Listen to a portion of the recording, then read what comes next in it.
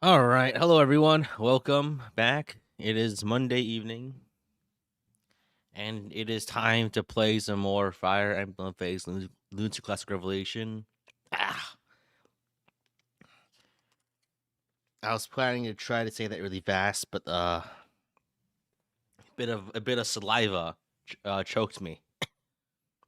So yeah, so today we're gonna be playing some more Rev with 0 strength against enemies with 100 crit.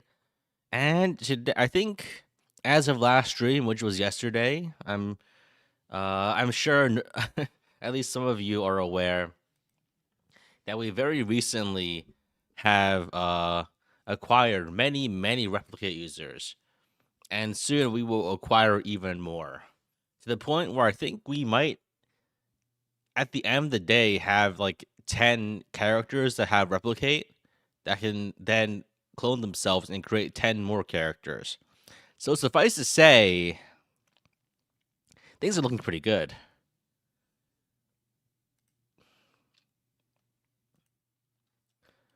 Let's get started. Let me boot things up.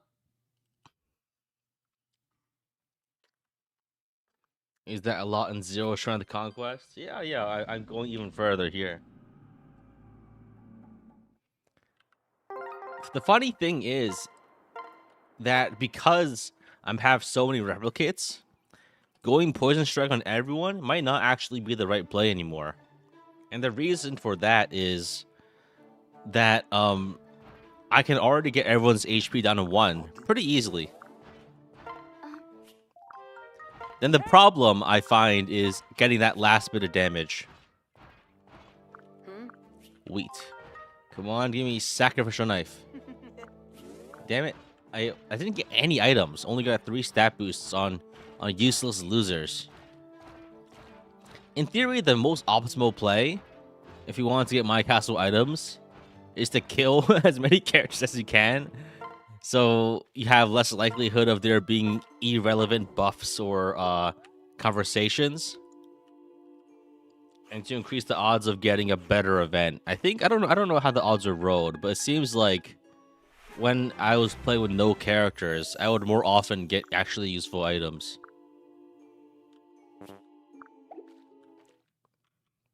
But my allies help me? Only 12 at a time, or 16 at a time. Alright. So I think today's focus will be on playing the Kana paralogue and trying to farm it for as much XP as possible. And then maybe, just maybe we can go into chapter 25. We'll see how long it takes. I think we're strong enough to beat Kana's paralogue pretty decently, I think. So for a quick overview of the roster, we have Korin with Replicate and a bunch of defensive skills. In theory, I could maybe try to reclass to try to get more damage skills, but I think there's no levels left for that. We have Saizo, who has Replicate and Poison Strike and Savage Blow, and Kaze has the same build. Takumi has Bowfair, Quick Draw, Poison Strike, and Replicate. Felicia has 3 breaker skills, Sword Fair, and Life and Death. So that's really good. Having 3 breaker skills is actually insanely strong against a lot of threatening enemy types, right? Against blue enemies, we have Shuriken Breaker. Against red enemies, we have Tomes. Against green enemies, we have Axe Breaker. And the other like parts of those triangles, like lances, are no problem for my other units to deal with. Bow units are easy to fight, and sword units are also easy to fight. For Camilla, we have a standard Poison Strike Savage Blow build, but instead of a damage skill, we have Rally Defense. And I think the Rally Defense is really important because it's my only source of defense buff. For Baruka, we reclass her into a Berserker, and the plan is to dip to get Axe Sphere from Berserker, and then go back into Malignite for Trample, and then just run a straight up plus mega damage build. And I think we just overwrite her Savage Blow skills and Poison Strike so she can be a last hitter. And she's also pretty much very nearly grinded up in weapon rank. She's got nearly S rank axes, and so she can actually potentially use the Argomir, which combined with several attack buffs and bonuses could be like plus 14 damage on top of that, which might not be enough to actually kill enemies, but it's enough to get 1 damage, which is all I need, really.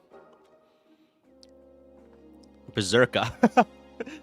That's a good one. Azura is just Azura. Jacob is just a inspiration bot and staff healer. I do need at least 1 staff healer for the most part. And the reason for that is gotta fill the HP back up in a slightly faster way than waiting for 30 turns with Azura. We have Karagi with a Savage Blow Poison Strike build. No, actually just replicate soon. And it's the same build as Takumi basically, but he also has replicate. Asugi and Midori have the same build as their as Saizo and Kaze basically, but a little worse. But they'll soon get replicate, and that'll make up for everything. Also, Saizo and Kaze, and probably Asugi and Midori are going to be built towards using the Spy Shuriken, and while Takumi and Karagi will be built towards using the Spy's Yumi. So I will have 3 range damage options, which can be used in combination with very powerful debuffers like the Caltrop, which is a My Castle weapon that can drop enemies' defense by 8, which is actually insane and much more than any other weapon in the game. You can only get it from a rare My Castle drop, so I got one and I morphed my strategy around it. In terms of other items, I think we can probably sell the water wheel because Hinoka probably is not going to be useful enough to warrant it. So we can sell this. Like, Hinoka is the only possible user for it, and it's just not in the works. Same thing for the chakram, right? It can be maybe useful for applying some debuffs. I think the chakram gives -5 defense and res. And also, it's -6. Okay. -6 defense and res. But the problem with the chakram is you have to be a master ninja to use it. And I don't really have enough dagger rank most of the time. -8 speed is also insane. Yeah, you don't really see any weapon like it. But the question is, like, I think the chakram could possibly still be useful. We just need to reclass one of these guys into a dagger user. And maybe it could be useful. It's a little debatable, honestly, because I don't really have, I think I should reserve my armor scrolls maybe to get Asugi to A rank so he can use Spy Shuriken, possibly. You have any some strategies in mind in 25? I haven't really looked at the map, honestly, so we'll have to see. I think I'll hold on to the chakram for now. We need all of these men's staffs for later. We'll probably need to buy more also. Tonics, okay. So I think the other items we need to use, I think we use the Dragon Herb on Korin just to buff his defense and res. I think his defense cap, if he fates defense, stat calc. I need to check what Korin's defense cap is. So Korin has a plus defense boon, minus luck bane, and a knight talent, and that makes, as a great knight, his defense, his stat cap should be 41. So I think he should be just barely able to reach his defense cap with a level up and a Dragon Herb. And then maybe I buy some stat boosters to help boost his res. You don't see Chakram being useful? I think the idea for Chakram would be to use as a secondary debuffer, right? Because it's one that can be used safely individually without a Spy's Yumi workaround or Spy Shuriken workaround. So yeah, did I put the statues to increase caps? You're right, I do have Korin's statue up. That one is free. I could, what? Do you have any other statues? I guess I might as well put all the statues down. Just because we have them. For all the characters that we're using. But I think we get +1 with Korin's statue, you're right. And I think the only way to get more defense cap would be to try to get a level 2 statue from somewhere. Which I think maybe we can. I think some of these are plus defense. Like this is like a Camilla.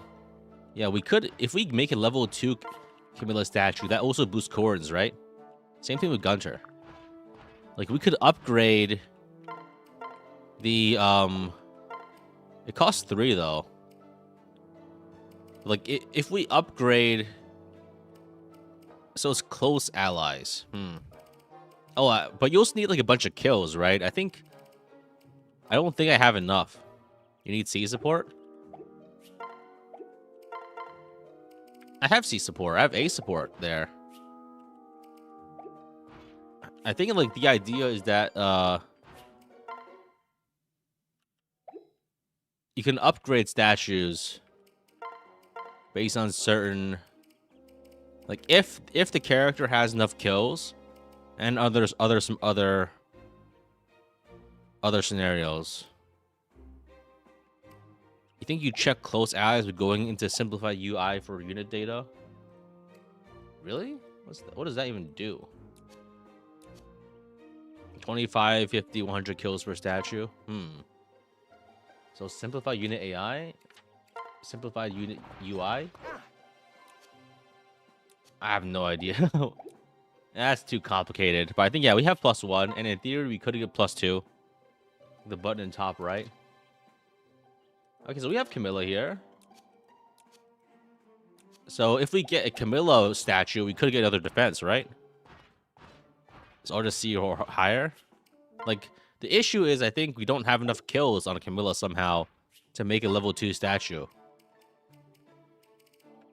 I guess maybe Camilla just hasn't gotten 25 kills. It's really weird. I think we save our DV points just for that, and also maybe to get Flora. I think we probably don't need Flora. The reason we would get Flora is to get an S rank staff user for the purposes of using the Bifrost staff. But I think that's probably not necessary. All right, let's we're not forging anything, so I think we can just try the chapter now. What the hell am I doing? Okay.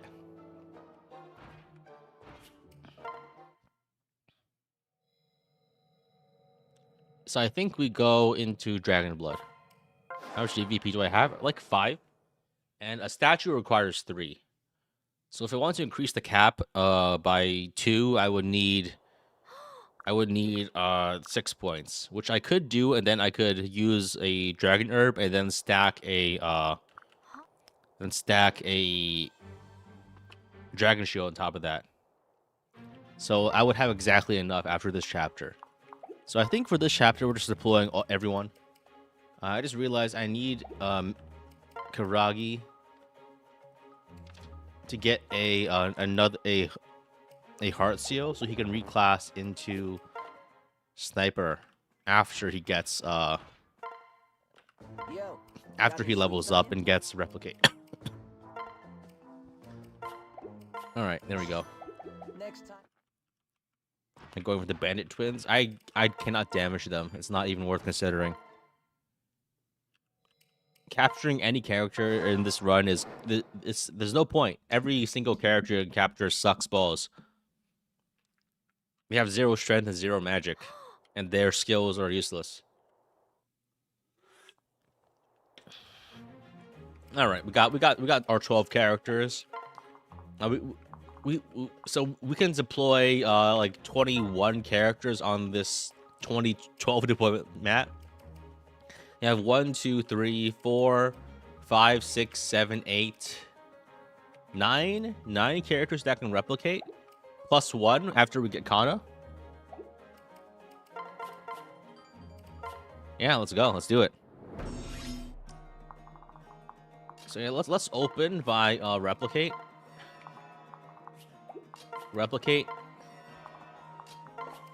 Kiragi explicitly cannot replicate because he's not good enough yet.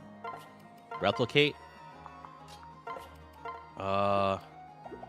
Asugi's not quite there yet. Midori's not quite there yet. Takumi can replicate. Korin can also replicate.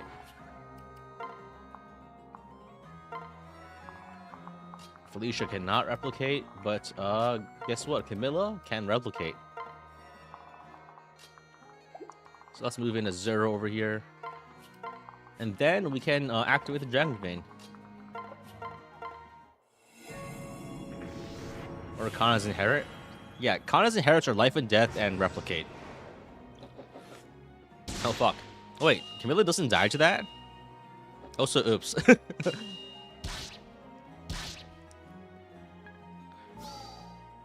For one, I'm surprised that Camilla didn't die to that. For two, that's nice, I guess. So I think the play here is just to try to, okay, I need to watch enemy ranges. The issue, is that marking enemy ranges is going to be pretty key. Because only, like, very specific groups of enemies move in. And if you bait them early, you have to fight them all. And that, even though I have, like, crazy numbers of units, if I have to fight more enemies than I need to, I'm gonna die. So, let's go. Let's do this. Let's do this. Leroy. 26 damage with the Brass Yumi. There we go. Midori can now replicate. +1 Midori. Let's get rid of Lock Touch. I think what we can do now is these guys move in next. But so we can bait these guys. We can go into their range if the character is strong enough, which is basically just Korin. That's fine. So we can attack with the Beast Killer here if we want to, which I do. And the reason to do that would just be to weaken this guy a little bit. But we don't want to go too far. Because all the kills should be reserved for characters that need XP. Otherwise, why am I even here, right? So I think Veruca should try to get kills on strong enemies. So these guys are level 14 and she's level 18. So she won't get anything from fighting these guys. So let's move up Veruca. But she does need weapon rank, but it's not enough, right? So I think we need Karagi to get a kill. So we can move up Karagi. We need Asugi to get a kill, and we need... That's pretty much it, right? Oh, Huh. Fujin Yumi does work really well here, huh? It does let you ignore terrain. That's not really an effect you see come into play very often, honestly. This is the first time I've really used it to my benefit in that way. If this was useful in Conquest, this would be... The main issue is that you can't do this in Conquest because you don't have 70 characters to make the optimal pairings. This is only possible because we have Saizo. I guess the only other way to make a setup like this would be use Korin as a ninja. Like, the only reason this is possible is explicitly because there are just so many characters that you can use that have these characteristics. If you tried this in a different game, like Conquest, it would not work. If you tried this in Birthright, it would not work. In Conquest, because you don't have enough ninjas. In Birthright, because you don't have enough wyverns. It's only in Rev where you have both all the wyverns and all the ninjas that you can actually do this. Can Laszlo be ninjas and mechanists too? They can, but it's not as good because they don't have Savage Blow. They don't have like a good skill setup, right? There are some suboptimal ninjas that can some suboptimal ninja setups that can be made. But those aren't really like that good is the problem.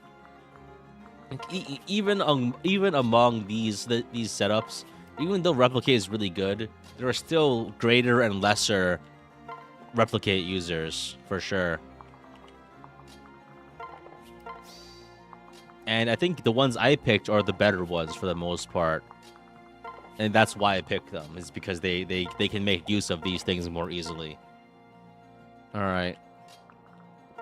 Let's move our guys around. Saizo's proven he's how he's better at the job. He's pretty good at it, yeah. He's got a very slow start because he can't activate his skill ever. But later on, if you can set things up right, he becomes a bit of a monster. Because he can do 40% max HP. He can do double the Savage Blow compared to most other characters. And 60% HP damage on the target, which is just insane. Okay, so we have enough room to probably get some XP onto Veruca, if we so desire. But the more important part is giving her... I think giving her kills is good. So we can do that. We can Saizo Star here, which notably gives a +4 rally strength buff. Which buffs everybody, including the replicates. The fact that I have replicates everywhere also means that I am also capable of buffing like my entire army by only buffing half my army. Because even if a replicate gets buffed, that buff transfers to the main body or vice versa. It's pretty good, I think. So I think I will focus the level 20 XP onto Baruka. The reason for that being, it's more limited, right? The more limited XP should go to the higher level characters, because level 15s can still get good XP from level 14s, whereas level 20s and like 18s and 19s can't get anything. And so it's pretty important that this distinction is made. Will she end off with trample? Yeah, I think the plan is to remove her poison skills and add on just more damage, because she's probably gonna be one of the last hitters. All right. I think we take out Poison Strike for this. Because honestly, like, the goal of Baruka here is to be that last bit of damage. Don't worry too much. I mean, yeah, but like the point here is I gotta optimize her here, right? Otherwise, like, what am I even doing? So I think the play here is probably... Who needs the XP? I think Camilla wants a kill. Oh, wait. I can just dance for Baruka, and she can get another kill. I think the next wave to move in are the guys to the left. So let's give Baruka the kill with the Silver Axe, which debuffs her a little bit, which is actually unfortunate because she has a rally strength on her. So like, any debuff you apply counteracts any buff that you have, which is, it's okay in many situations because you don't often actually have a buff. But if you do have a buff, it actually does hurt you, even if you have 0 strength base. And otherwise, it wouldn't hurt you at all. If you can't go below 0, but you can go from a positive number to a less positive number. I'm kind of scared about 25. Yeah, I'm not really looking forward to the condensed formations, but I think with Korin being this tanky, it should be okay. So we just need to bait this ninja. I mean, this samurai. Yeah, I think the fact that we have like 20, we're gonna enter that map with like 22 characters is a little crazy, I guess. Mostly because it's things will get a little cramped. Simply put. So I think the play here is to lunge these guys in a way that we can get nice savage blows off. And I think maybe the other play we can do is try to activate Saizo. So I think we can try positioning Kaze in a way where we can use a pair-up attack to activate the Caltrop.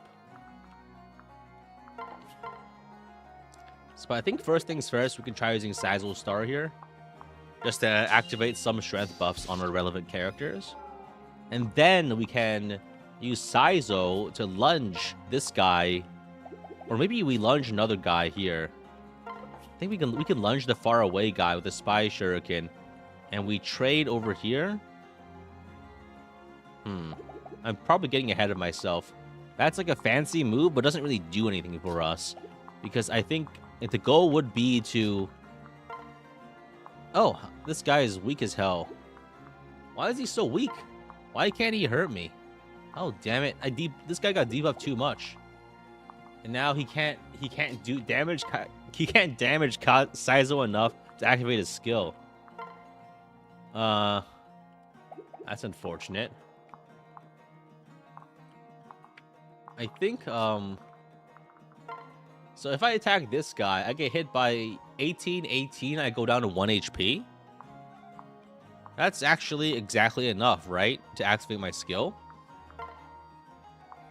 To activate my ability. Yeah. I survived this, and they go down to 1 HP. I take 2 crits. And I do my thing. Very nice.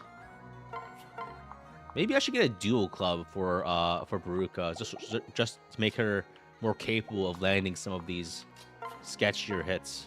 Oh shit! Wait, that is so much damage. Who knew that the Pursuers is this goddamn strong? It is 22 might plus. It is 22 might plus 9 damage, plus 3 from competitive also. I mean, these guys are also debuffed, so it's not like that impressive, but it is insanely impressive. I think we can chip this guy down to nothing and then get the kill with Karagi. Samus have bad defense in general.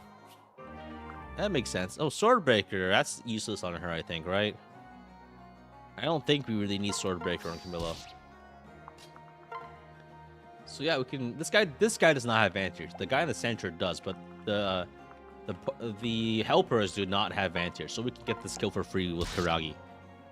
Do I still have Orgrimmar? I got it back. I sold it earlier in the run, but I decided to refund the purchase and take out the gold and put it back in. Mostly because it's interesting. I think I want to show off the I want to show off the strat more than I want anything else for the most part. I think now we can immediately reclass Baruka into Malignite.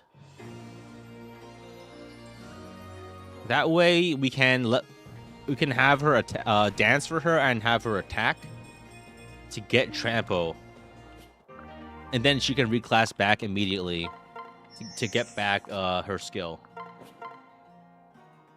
I think this is actually 3 XP, isn't it? Maybe I'm 1 XP. Okay, I'm just barely off. That's okay though.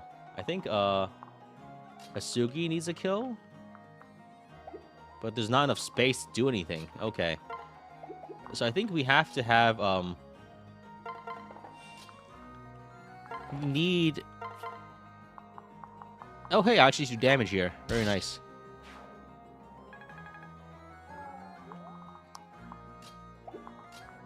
Okay, okay. So I think there we go.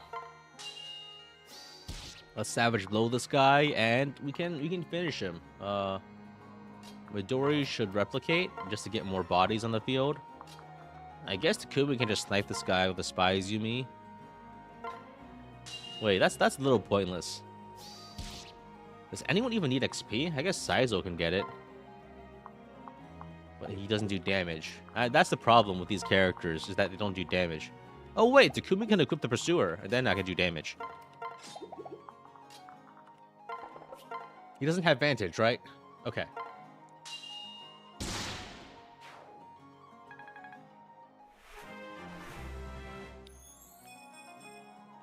All right. Very nice, very nice. Let's keep going. I think we just transfer separate. Now we can face the next group with with 21 characters. Oh my god. This is ridiculous. This is just truly ridiculous. So I think the play here, these guys are going to be a little hard to kill because they are, in fact, these guys are mages. And so most of my characters can't really survive damage, generally speaking. I think maybe Kaze can do something here, actually, surprisingly enough. Yeah, Kaze can do something. So we can have Kaze attack with a Caltrop to reduce their defenses down to like 5. Which should be sufficient to just kill a guy, right? I can probably just attack him. But it's still sketchy, unfortunately. Saizo can't do much because he has no HP. Where is the other Kaze? Oh, okay, there's Kaze's other body. So we can Caltrop this guy too. I have 3 spies weapons. There's no situation where enemies are hard to deal with. The issue here is I still need to hit them from 3 range. So it's a little awkward to find the positioning, but I think it's doable, yeah. I mean, the fact that we're also like fighting 3 guys with 21 guys is also more telling, I think. But yeah, there's a Karagi kill. These are all level 14 guys. So let's give the kills to keep people like Asugi. Okay. Or I think if we get the kill with Baruka, that is probably better because that just lets us finish up with her, right? There's no sense in dragging this out if we don't have to. The mage are still like the most annoying characters to fight. So I think let's send over Felicia to handle the job. I think we use like a weapon that just barely doesn't kill, like a dual katana. Okay, all right. Yes.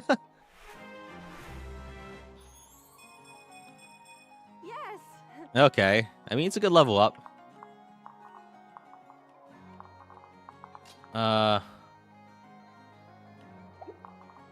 Okay, let's move out of the way here and then attack like this with another. Okay.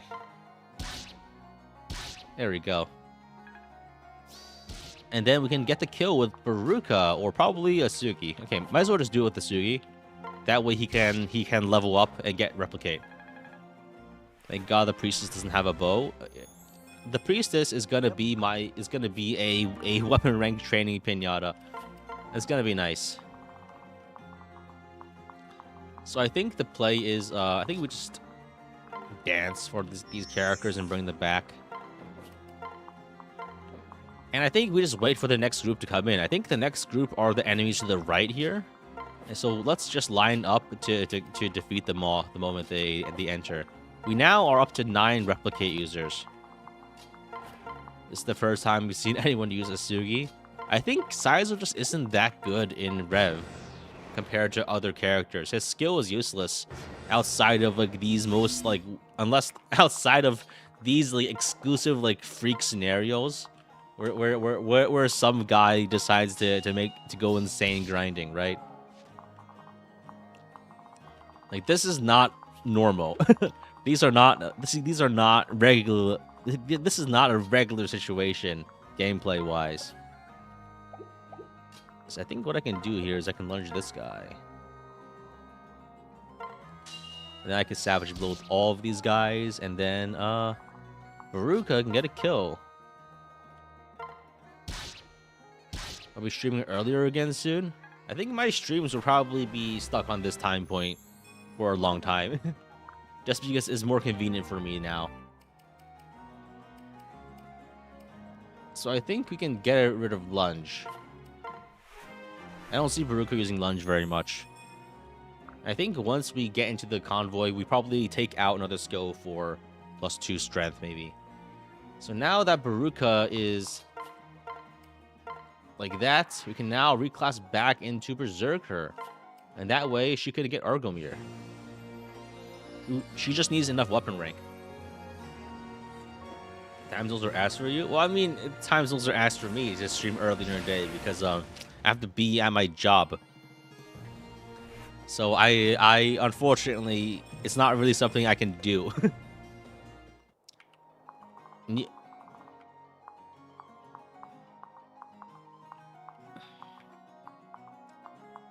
It's just the unfortunate new reality that everyone who wants to watch me stream has to live with, I guess. And more importantly, me, who actually has to stream and do the work streaming. What are all of Baruka's stat buffs now like? I think she's at +10 damage. +14 with Opportunist, but that probably won't activate with Argomir.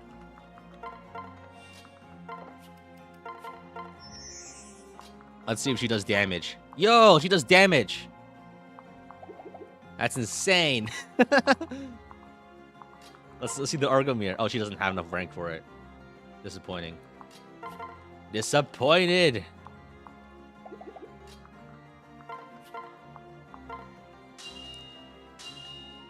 Damage user confirmed? Yeah. Baruch's a top tier damage user. If only she could double. I think it doesn't matter because she'll mostly be using pair-ups. Beat Baruch the speed wings? Doesn't she have like a lot of speed already?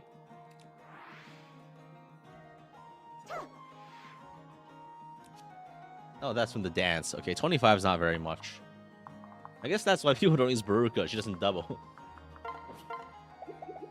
So I think who still needs XP? Is there anyone that even needs XP anymore? I think everyone's already nearly fully built.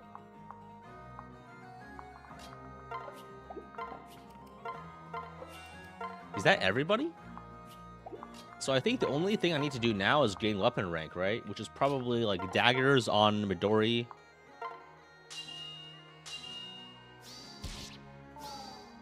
Probably daggers on Midori and daggers on Asugi, so they can do some trade shenanigans. I still need to train Kiragi. Where is he? So I should try to... I can't feed the XP now, unfortunately. So I guess we can give the kill to Camilla?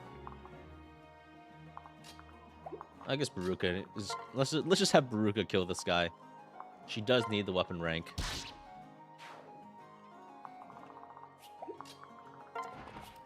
See, I think the plan now is just get weapon rank on my characters and maximize my those capabilities.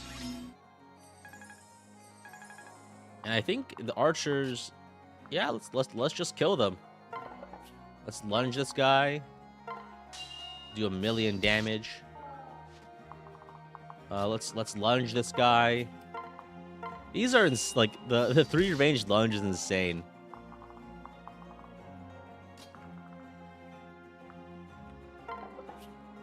Let's hit this guy for weapon rank. Even though I missed, I still get weapon rank. Let's hit this guy for weapon rank. Maybe a little careful, because if I'm not careful, I might run out of characters to actually do damage with. But I think it's okay because I can just keep lunging. So let's kill the far away guy first. I think I can kill him with a shining bow. So Kiragi gets a kill. He's gonna be okay. He'll be fine. Let's pair up off of Kiragi for a kill here.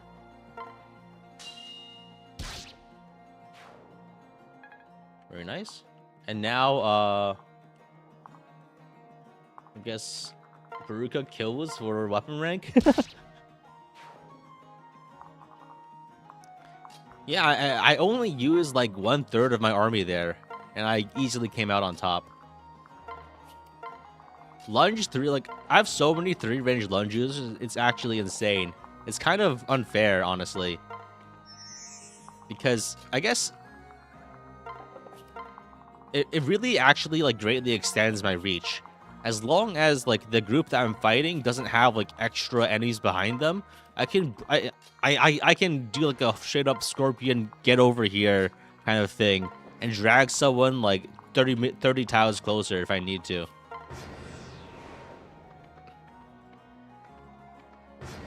So I think this is the last group before additional reinforcements come. And I think I can... Normally, these guys might be a little tough, but I think I can just wipe them out. Even with, like, only half my guys here. Like, mostly just because I have lunge. I can lunge this guy. I can lunge all of these guys across the river. And at least I would like to say that, but I think all my lunge guys that have spies weapons are on the other side of the map. So it's really only my spy shuriken users that can really use that at the moment. So it's only Kazi on this end, which is a little not great.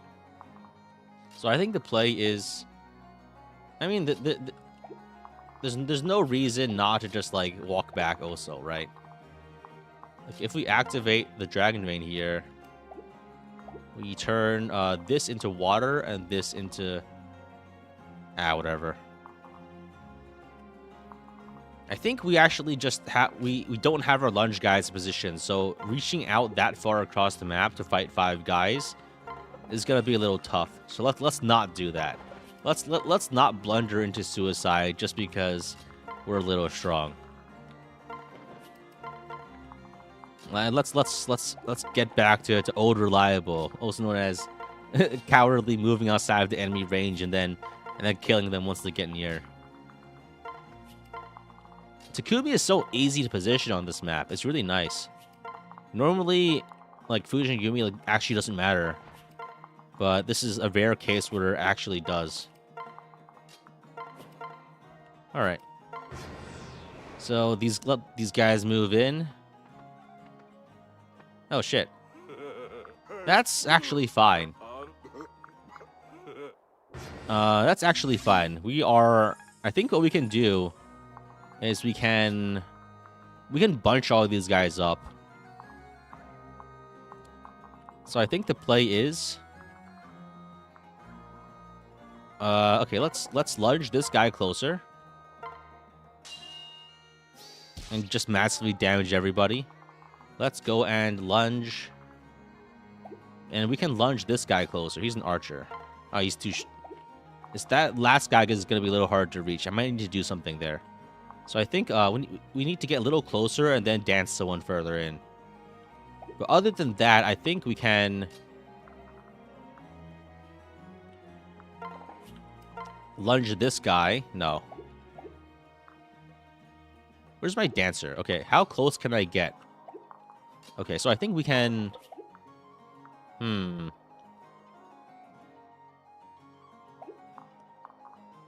need to savage blow these guys before we can kill them. Or we can just attack them with, like, Felicia, I think. That might also work. Wow. That is a lot of damage on one character. So maybe Felicia plus Baruka could work. Saizo could lunge Archer with a Camilla pair up. The issue there is, I'm not sure if I want to sacrifice Camilla's action there, because Camilla herself could do something, right? Because, like, doing the pair up does lose me her action. But I think it might be worth it. We do have more characters on standby. I think maybe we actually use Kaze for this.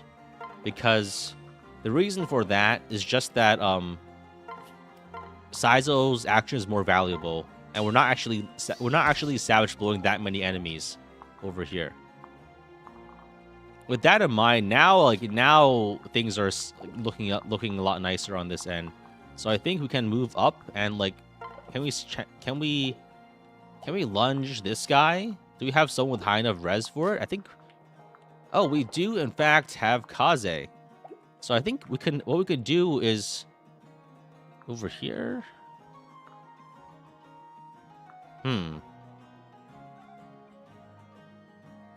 We can lunge this guy with Kaze and force him closer. And now with that in place, like, a savage blow from, like, this position would be insane. But I don't think maybe from this position will also work. But, like, the issue is that all these guys can counter attack, so it's actually not very convenient. So I think the play here is, I think we need to do some damage here. So let's ice play these guys. Let's ice them. If I get a crit, it makes my life a lot easier. Come on. Nope, no crit. That's fine. But then all we need to do is... It's not really... Okay, so I think what we can do now is we can lunge... Getting all these last hits is going to be a problem, honestly. That's a lot of... Oh. Hello there. I'll take it. Silver Axe kill. I think maybe I could probably...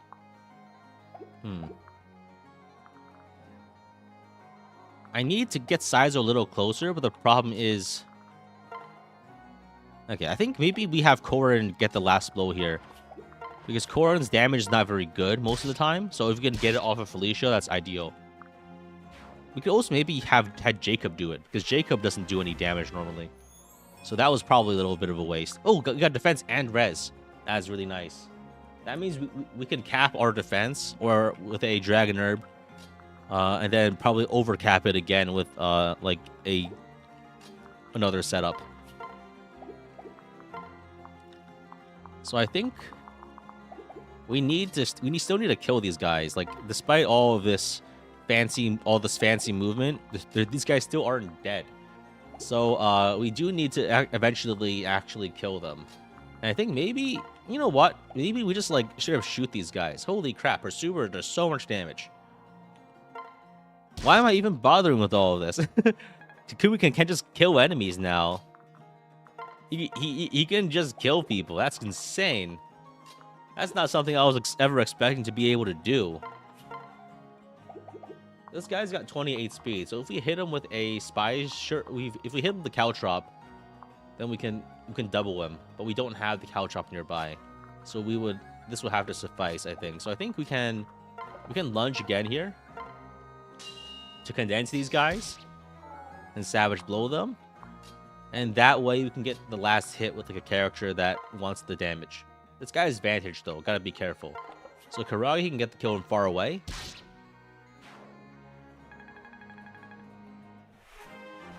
Very good. And we get Golem Bane. So we need one more skill for Replicate on Karagi.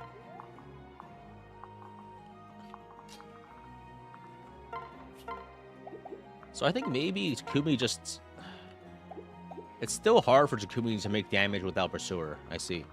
So I think we have to lunge a guy closer. Probably this guy, because he's a little harder to reach. And then we can feed the kill to any character that we want, I think. Okay, so we can get the kill off with... This is a pair up with Baruka, which gives Baruka weapon XP, which is valuable. Are we overpowered now? Absolutely. And now, okay, with that in mind, I guess Camilla can just get the kill. How can you track how many kills a character has? Because if I want to make the Camilla statue, I will need to count those kills, but I don't actually know how to do it. Is there a way to do it in game, or do you have to like guess?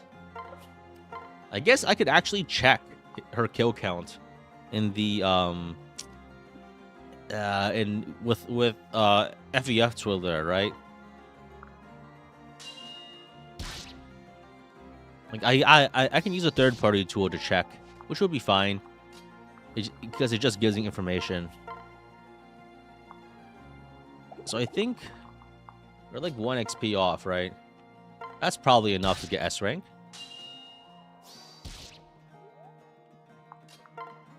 If we pair up here, that's enough to get S rank, I think.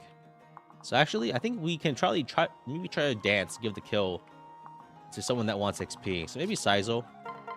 So Saizo attacks with a Baruka pair up and gets the kill, and Baruka gets weapon XP. Ask your viewers to look over the VODs. There we go. Now Baruka can officially use the Argomir. She's got her S rank weapon license. Oi, mate. Oi, mate, you got a license for that?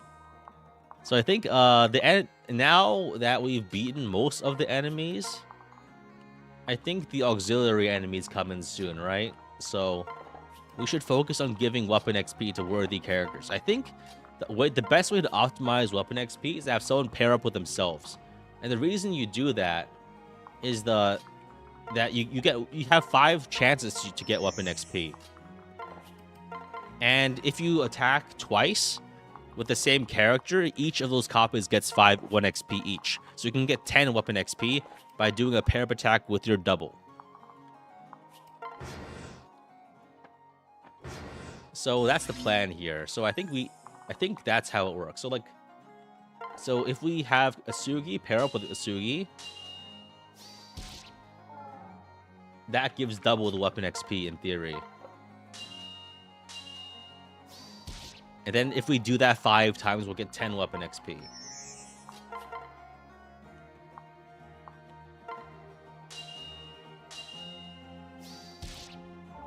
Does it even work? I don't know. It's impossible. I think that's how it works, but it's so hard to tell if the bar is moving. I don't actually know, man. And I mean, that's how I wish it would work. It might be just going up by 1 each time, honestly. You don't know if you have to deal damage or not. You don't have to deal damage. That part I know. You definitely do not have to deal damage.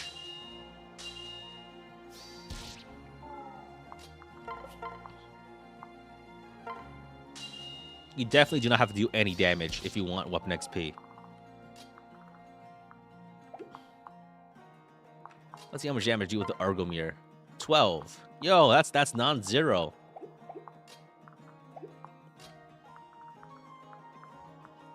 It's so nice to have a damage user.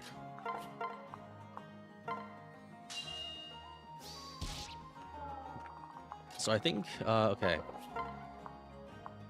Where's Midori? Okay, so Midori can get this one here. Midori can pair up with Midori.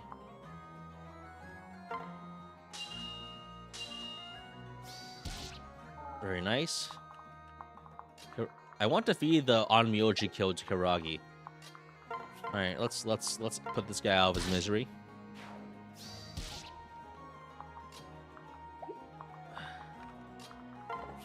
Let's spy Shuriken this guy with Midori, so Midori gets weapon XP. And I think Karagi can get this kill now. Only does 1 damage. That's a lot. Doing 1 damage is quite the feat. So let's spy Shuriken with Saizo and Saizo to savage blow that guy for 18 so that Karagi can finally get replicate, maybe? Not quite, not quite. Let's just clean up. I think maybe maybe a pair up here could get me more weapon XP. And I do it again.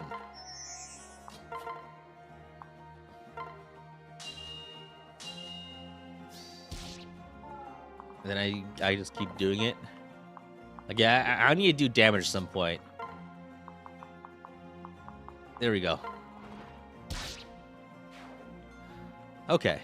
So now, with that in mind, I think one last wave comes from the left, right? Is that how it works?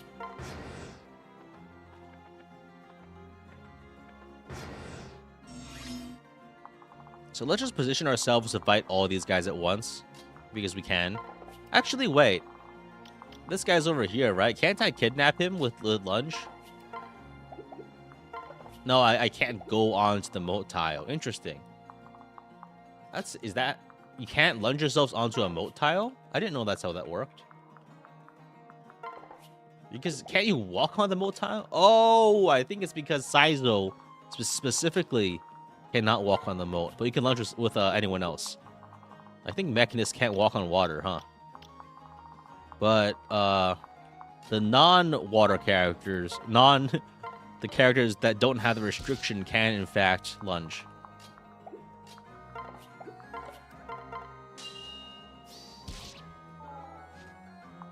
Very nice. No mounts in the water?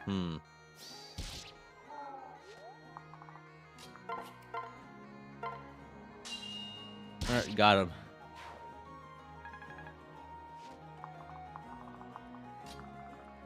The lunge chains are insane. If only they could be more applicable to more enemies and weren't a complete risk to do in a situation where you haven't already killed everyone.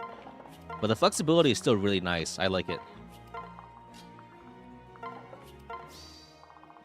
Maybe we keep lunge on Baruka. we just keep lunge. Everything else can go for more damage. But I think maybe strength plus 2 is probably overkill. Keeping savage blow on at least will be nice, because that applies even outside the intended the target, the targeted target.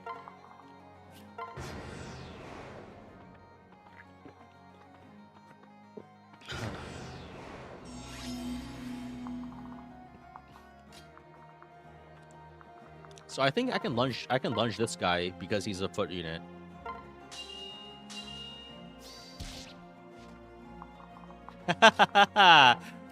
Lunge.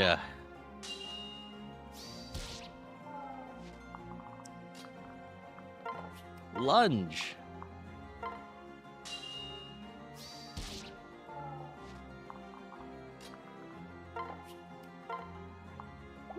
Very nice.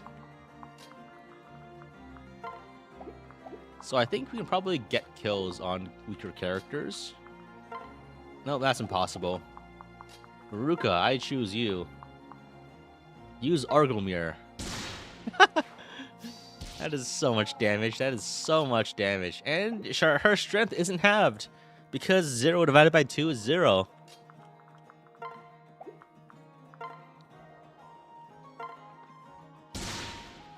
Orgrimmar actually has insane crit. That's insane. That is so much damage.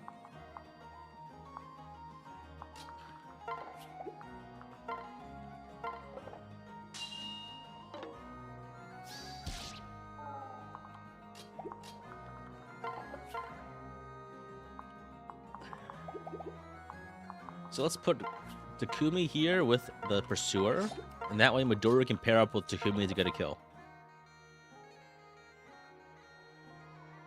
Right?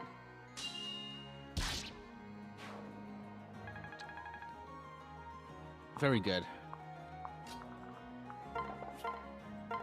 Pair up attack for weapon XP.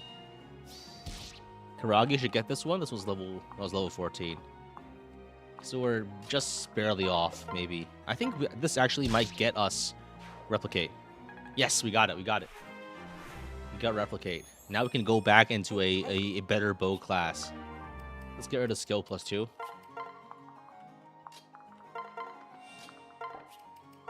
And let's sing for Karagi so Karagi can reclass.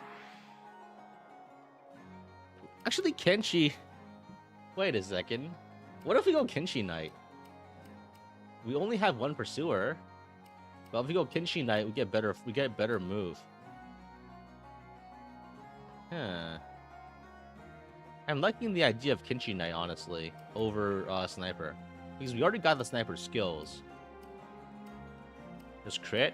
I don't think we need crit on him because he's more of a Spies Yumi merchant. Let's go Kenshi.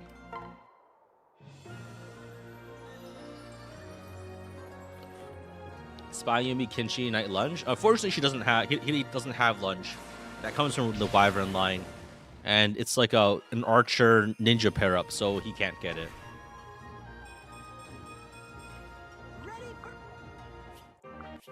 Very good. I mean, it spies Yumi, and let's kill this last guy. I guess. Who needs weapon rank? I guess Asugi does. Is his mom Kagero? Yep, that's the one. Yeah, just kill him. Maybe that one gets me to 25. Looking at Hoshido classes just makes you one FE that's more Eastern expired. Thing is about Fire Emblem is, you know, Fire Emblem is meant to be like a Japanese Westaboo property.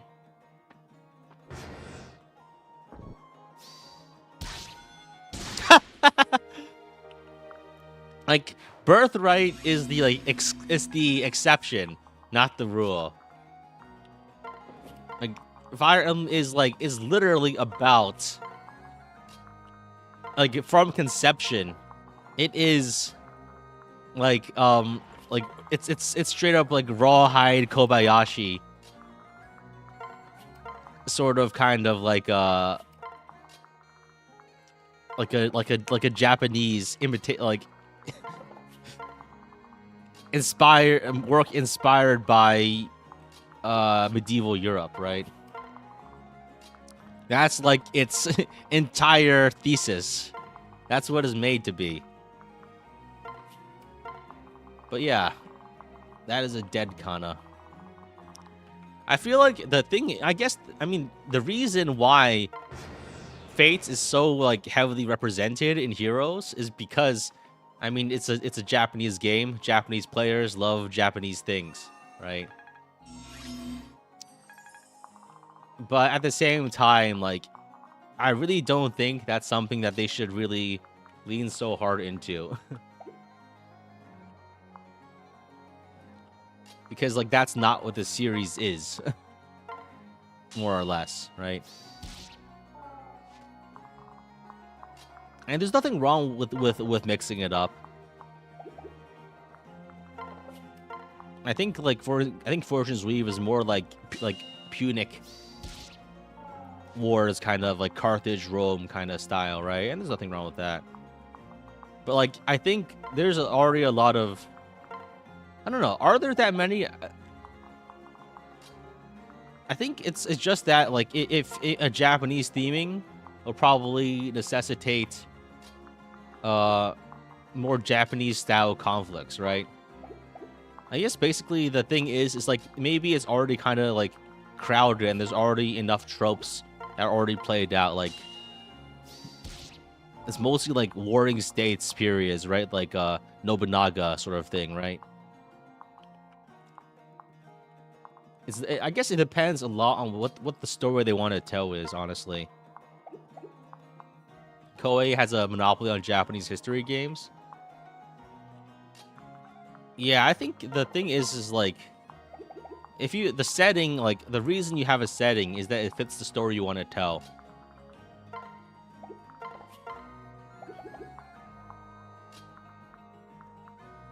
So I don't know. It really depends on what on what the devs want to make for the most part.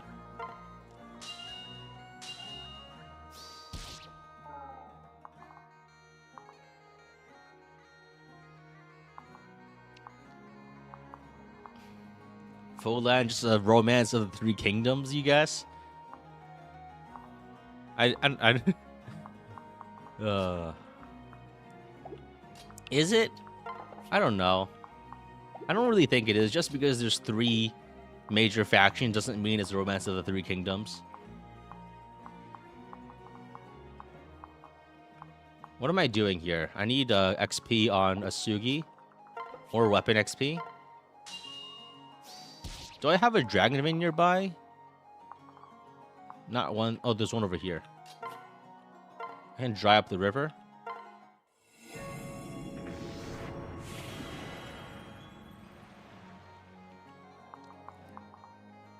And then I can feed more weapon XP to characters like Asugi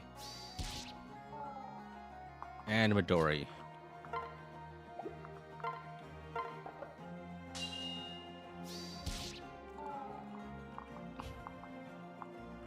Oh, Karagi needs to replicate. But I think I should just give him a kill. No advantage, right?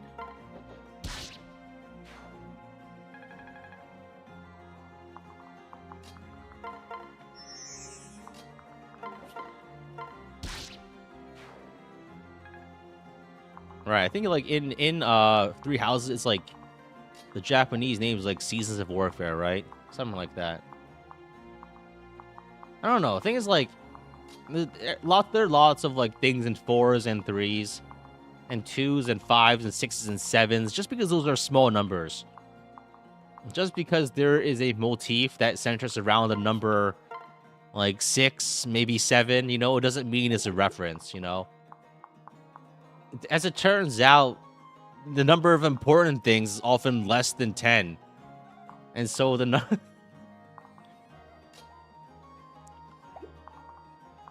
so that's just a natural number that people arrive to.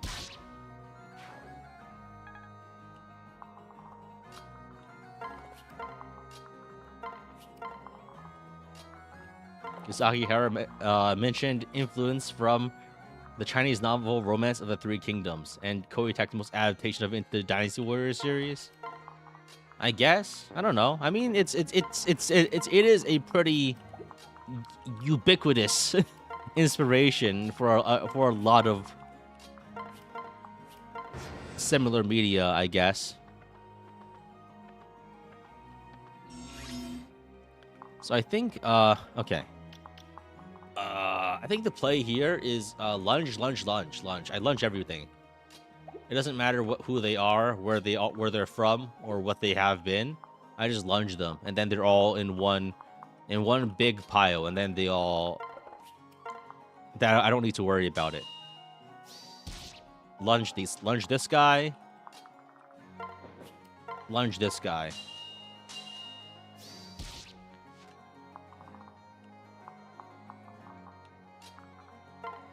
Lunge this guy.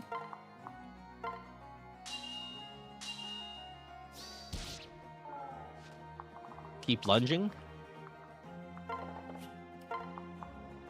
No, there's no need to lunge here, just attack. Lunge this guy again.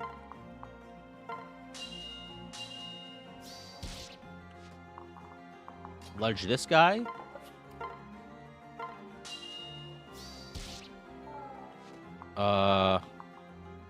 Do I need to lunge now? I think I need to kill. Let's start killing. That's insane Orgrimmar. That is insane Orgrimmar damage. That is insane Orgrimmar damage. It wasn't even needed. The amount of like I didn't even need to debuff. That's insane. Lunge, lunge. Another lunge. And another lunge. Actually, I think we're done lunging. No, I'm not done lunging at all. She's reaching double digit damage like Ross. It's crazy, right?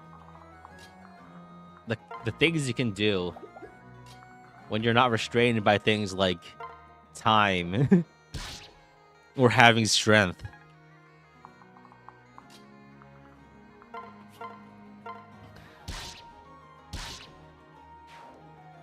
That is insane.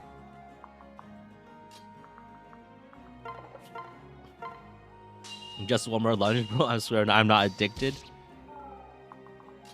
Yeah, I think going to any game after this and having like such a reduction in power, it would be pretty jarring.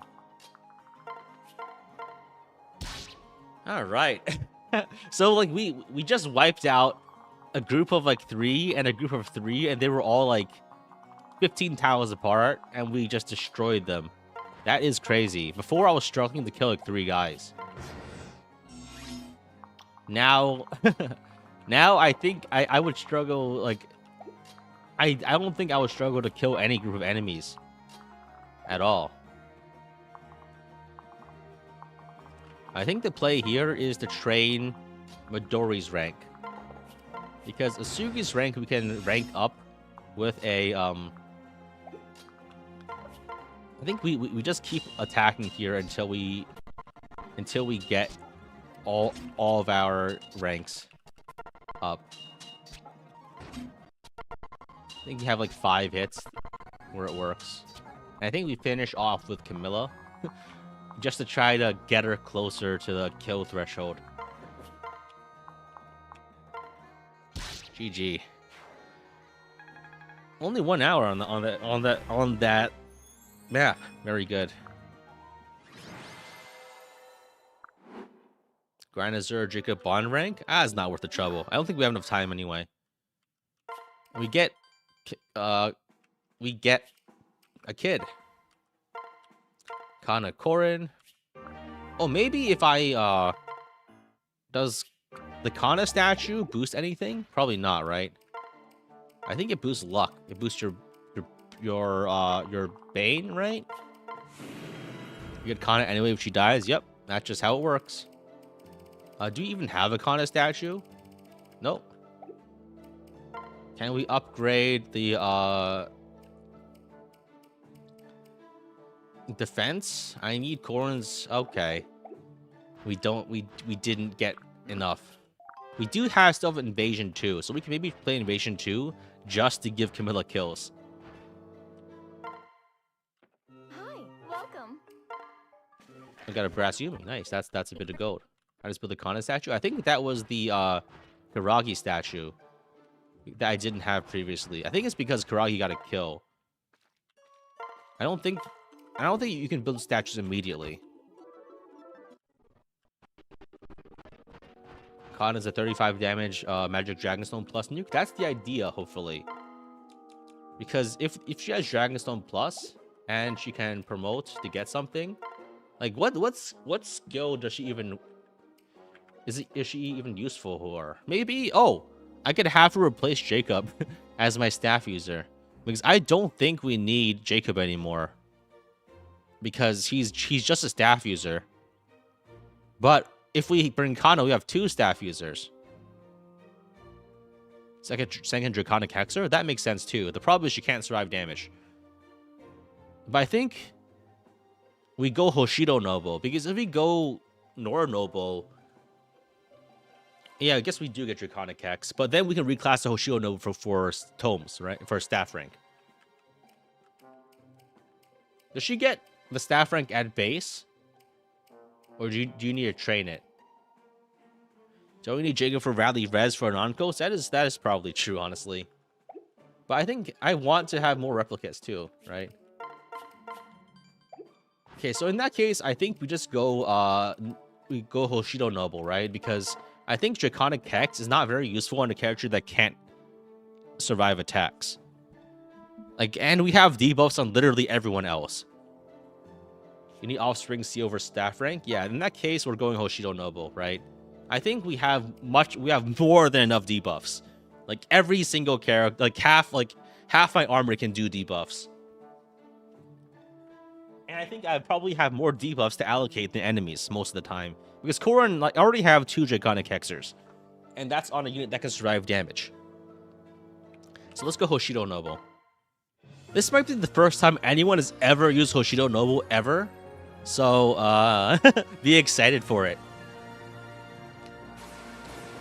I think the idea is that we use her as a damage user, right? Because with Dragonstone Plush, she does 35 damage base. So then we can have her be a pair-up attacker. Like, yeah. So, like, Kana is finally useful for the first time in history as a damage user.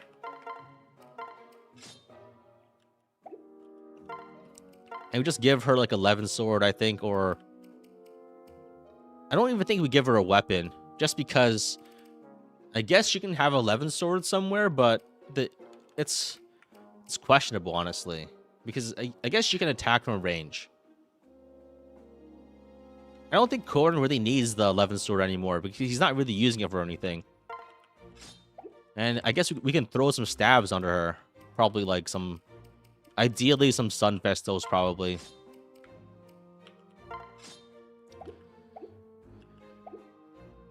Hoshido Noble is a solid pair for solo runs? You mean, like... Oh, okay, like, as the backpack. Interesting. I was kind of wondering, like, how do you solo with Korin as the backpack? But I guess the idea is you use someone else, right?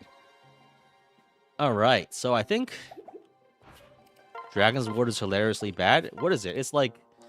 X% chance of protecting someone nearby. That's actually not bad. Because that's like 15% chance of not dying. If you stack it on other things. It works here better than other cases. I think target's luck. That's actually fine. Most of my characters have really high luck. Like 25, 30. It's decent. Are we going to Elevator Hell? I think, yeah, probably. I think I feel really strong right now, you know? I think we can also give the Silver Axe to Camilla because the Argometer is better than everything else I have. We can probably sell Fire Tomes, actually, and Jacob can probably be benched. I think we should be okay. Like, if we can bring him for other things if we need, but I think we're fine.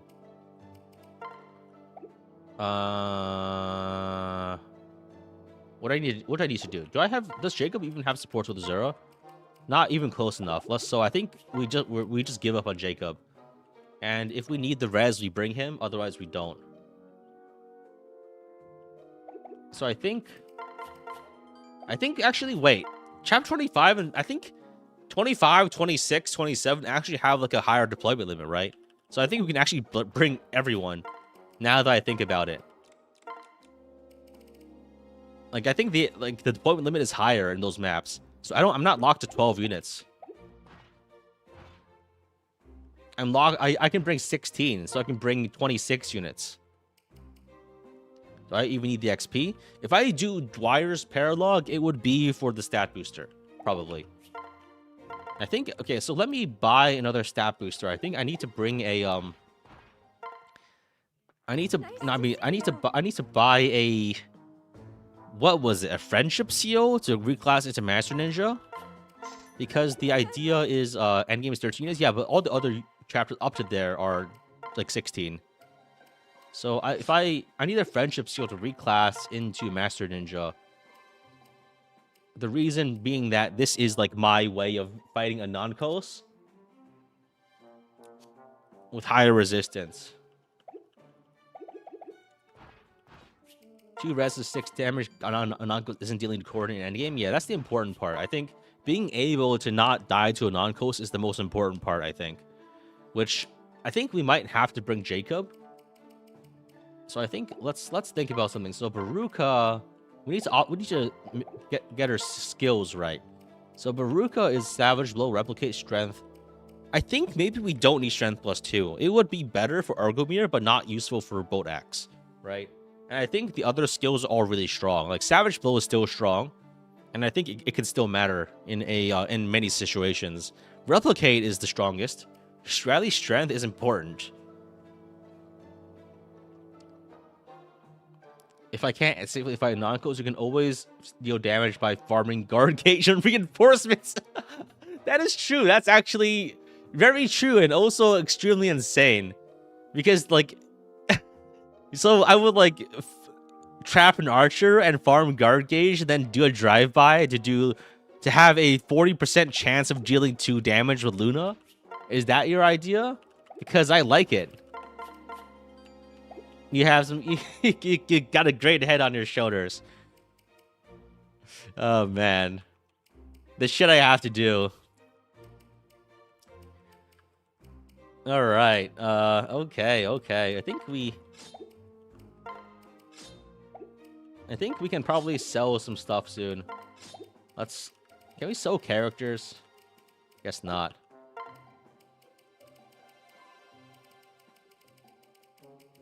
Okay, so I think let's actually see the map.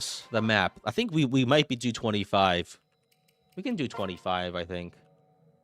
You ever ask yourself, what am I doing with my life when I do these challenges? Nah, this is fun. It's either this or like play another video game for 3 hours, right? And I don't think that tops this. So, okay, I can bring 6. Oh, wow, I could bring a lot of units. So I guess I'm bringing Gunter, huh?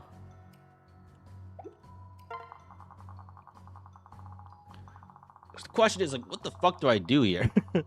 So I think 2 elevators.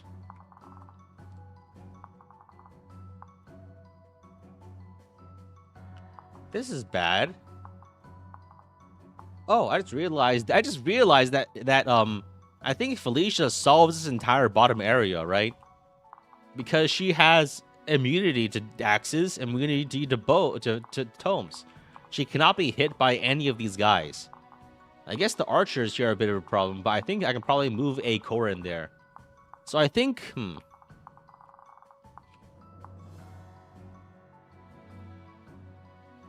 the issue is that, I can only have 1 corn on one side.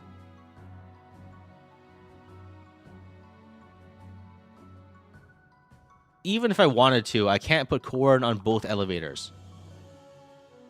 So I think basically, you know what? I think we have to, the ideal way to do this is to is to not use both elevators, right? We can just pair up everyone on this side and then just completely storm one of these areas. You can't fit? I don't need to fit. All I need to do is be able to, like, make a beachhead. So I think first let's go and eat a meal. Actually, first let me check FEF Twiddler. I want to see what Camilla's kill count is.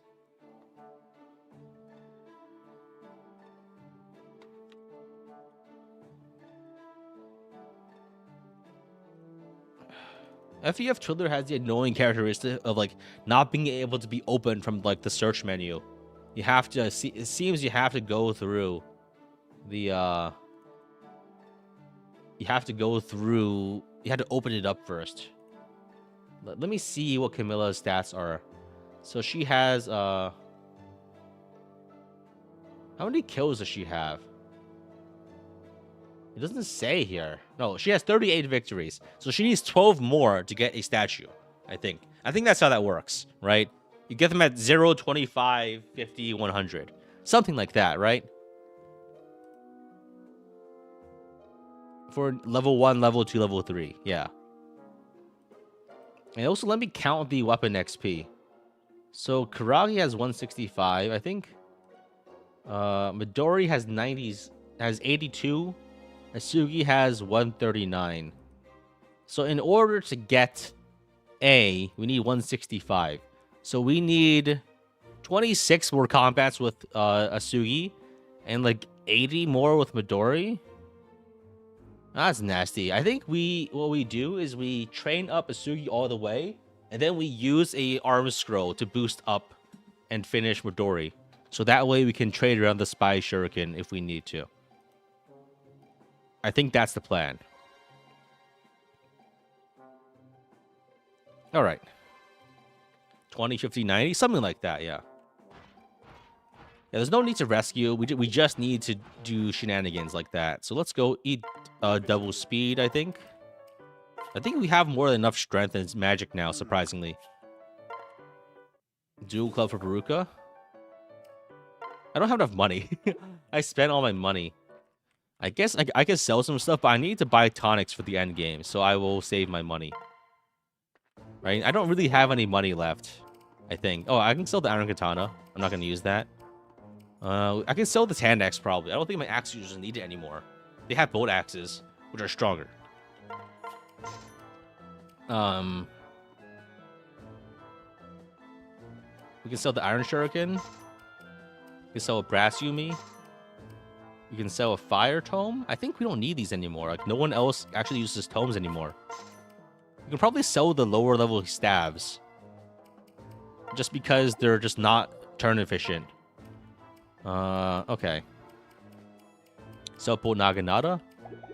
I think I might want to keep that just in case I want to bring Hinoka back, but I think, yeah, I can probably sell it. Oh, actually, I can give it to Azura. No, she can't use it. I can give it to Korin, actually. It could be useful for Korin. Because I gave his Levin sword to Kana.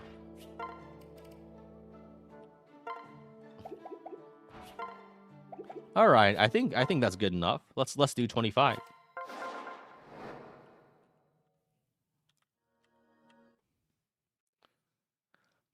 I wasn't expecting to actually do this map today, but I think we did the last map fast enough that we have plenty of time. So I think the play is we go wait, where does Sumeragi show up? Do you have to clear the whole map first?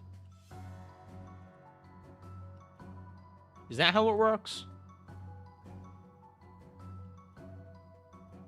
I always remember fighting Sumeragi in the upper left, I think. In the upper right, I mean. I don't actually, but he's not on the map to start, right?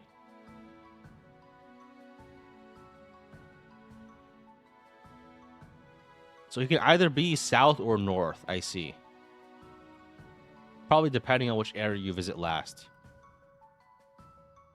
Middle right. But the boss can be like can either be north or south is the thing.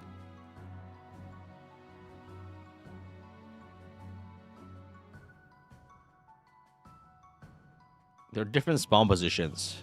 It changes every turn. He's always in the middle right. Oh yeah, I get. Oh right, he's in the elevator room. You're right. You're right. He's also in the elevator.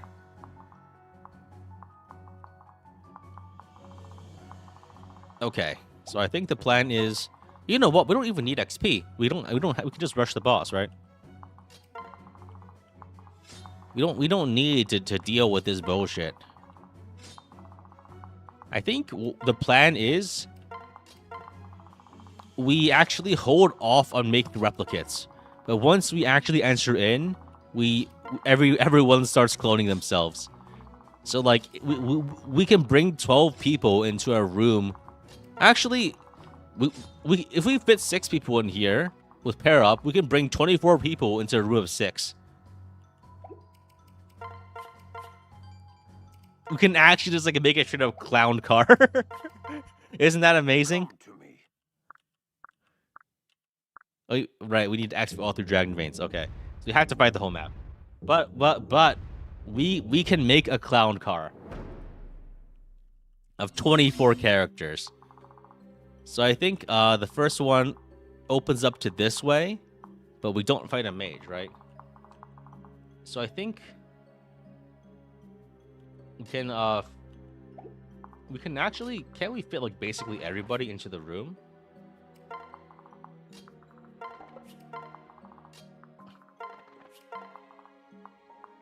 Let's bring all the characters that can replicate.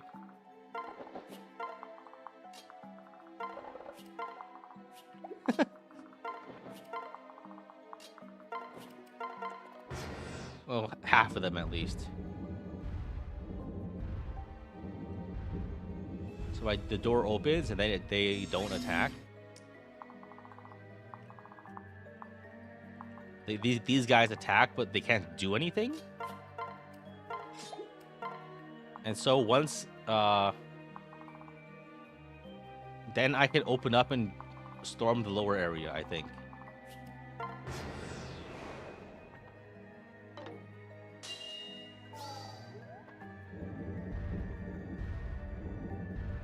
Oh, they blocked the elevator, I see.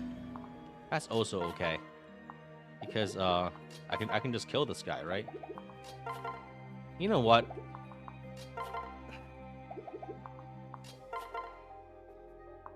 That's okay. Because I can kill this guy by Savage Blow. Sizo Star buff everybody. Savage Blow. Korin just kills this guy straight up with the Alpha Yato somehow. I'm surprised how that happened. And then can't I just move up and kill this guy with the silver katana?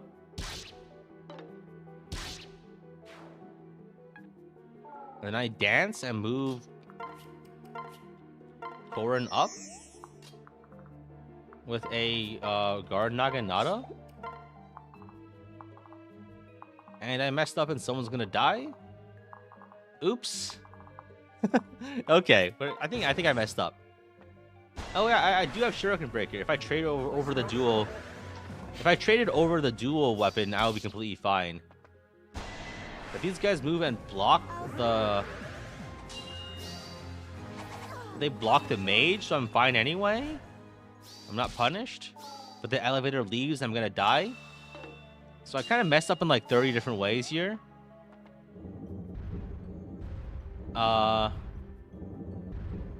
Oops. I see.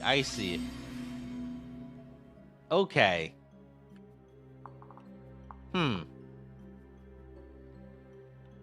This is really awkward, actually, now. Because I don't think I die to this. But these guys do.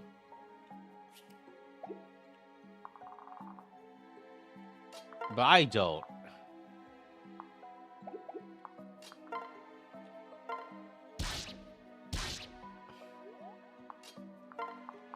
Yeah, whatever.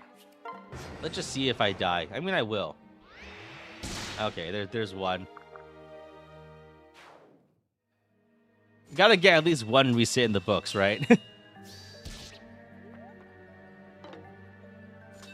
I want to see how much damage the mage does to Korin. I think the play was probably just to raid the room. Yeah, the mage does kill Korin. Okay.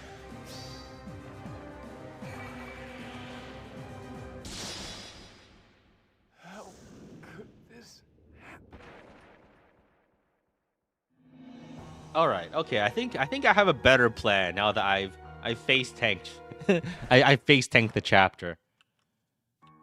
Now, I think I haven't played this map in so long. That was a very predictable outcome. So I think the play is we try this again, but we play more smartly. And the play that we make is just to not be stupid. That mage looks like the only threat there. That is honestly probably true. But the issue is getting rid of the mage is a little tricky. But I think actually maybe not, because what I could do is, if I have my res up, if I have my rally res up, it should be completely fine, shouldn't it be? Because that's 21 damage, right? But if I have Jacob nearby and Rally res, that's -6. So that's 45 damage taken. So if I'm paired up, that's not lethal then, right? And if it's not lethal, I can spend the next turn killing everyone. So if we get rid of Baruka and have a more appropriate defense pair up, like maybe... I need to be careful who I bring into the elevator. Alright. So I think maybe we bring Kaze for 3 res. And we equip the guard Naginata.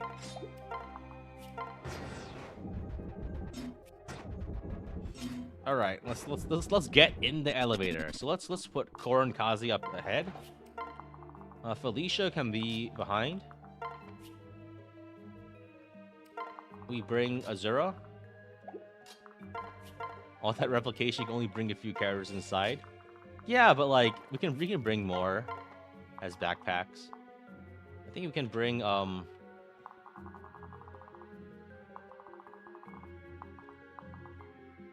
we need to bring a healer. So let's bring Kana. We already have Jacob, that's fine. And I think we can bring other pair-ups. Basically, everyone I can also bring a pair-up, basically. Now that I think about it. Let's bring Azura. Let's bring Camilla. Let's bring Baruka. I think we bring Baruka and Takumi, probably. And I think we might as well put a backpack onto Felicia. Let's bring Baruka here. And let's bring Takumi. So I guess we leave Karagi and Saizo on the bench here. The reason we don't bring Saizo is that his passive is gonna be hard to trigger under these scenarios, honestly. So I think the play is we just move up, right?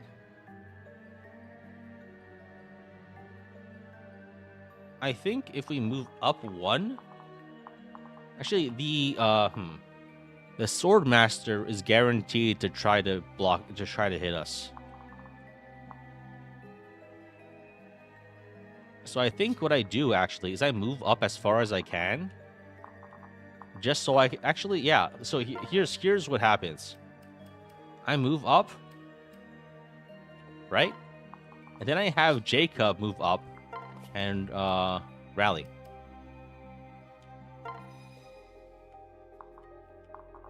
The reason I do this is that this protects Korn from being one shot by the mage. Got 33 res. This guy does 47 damage. 42 damage taken. I think you get it -6 because of Jacob. Not lethal. If it's not lethal, I live. And then I can clone myself in the elevator. So Felicia can move up and equip a defensive weapon like the Sunrise Katana. Or probably the Dual Katana. Because that way she cannot be hit by a ninja. And then the clown car opens. Right? I switch, I replicate. I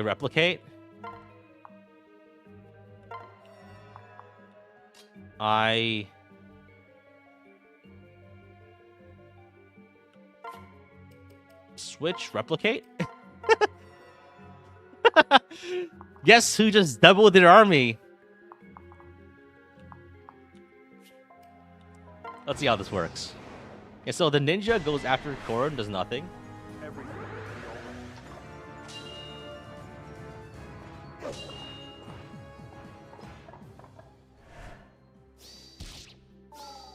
Wait, the poison strike might get me. And the debuffs too. Oh shit. I forgot about the debuffs. I might die anyway.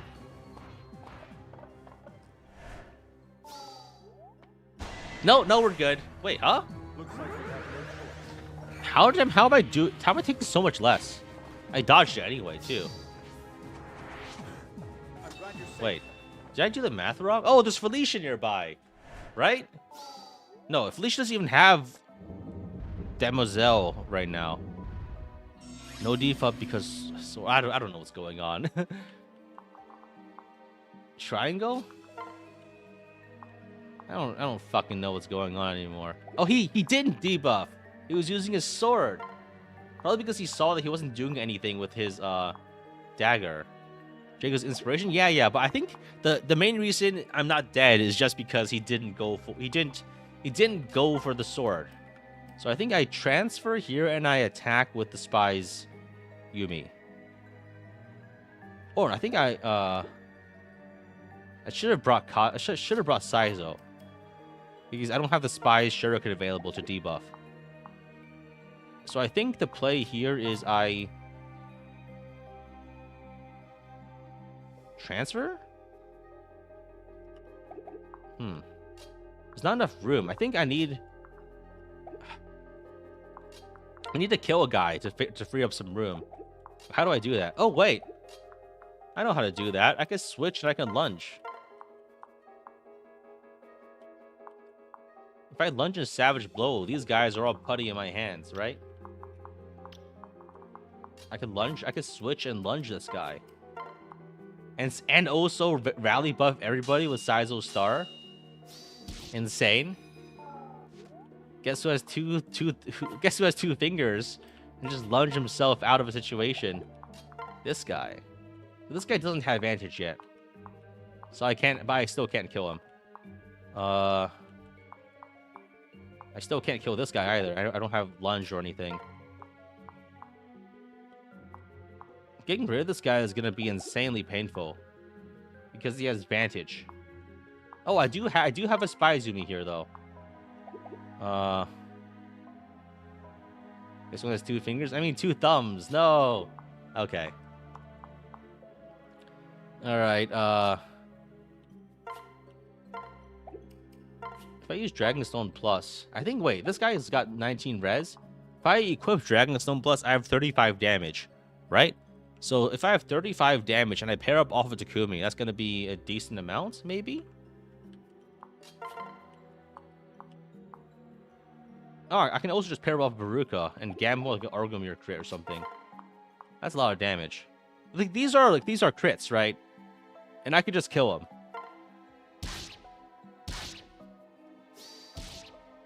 That's actually enough. That's actually enough anyway. 11 sword. There we go. Nice. And we got the Venge Katana. That is worthless. Because I can never take any hits ever, or else I will perish. Question is now, I think what I need to do here is I need to block somehow. Honestly, lunge on Baruka would be pretty nice right now. But I think we have to make do somehow. I don't think I can afford to lunge here. I need to kill a guy. If I do a katana, can I win? No, he's got his sword equipped. Damn it. He equipped his sword, so I can't kill him with...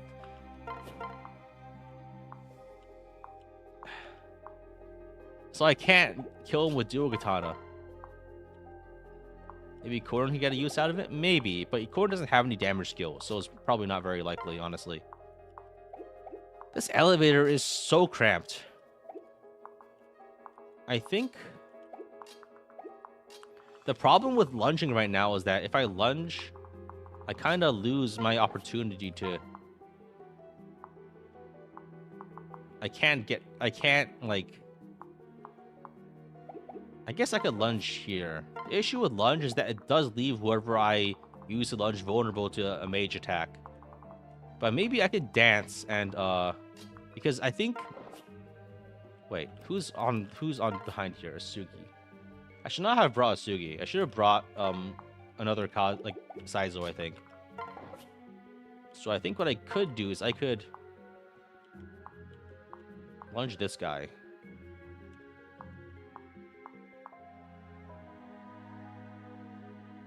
Oh yeah, let's lunge that guy. The reason we lunge that guy is potentially just kill this guy with... He's got Vantage, though. Damn it.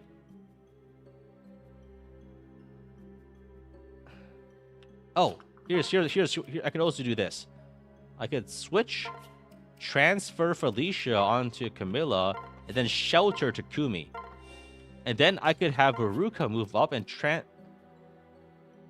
transfer. I was hoping to bring Takumi over, I think. But I think that doesn't work. This shit is too complicated, man. And Vantage makes everything impossible, basically.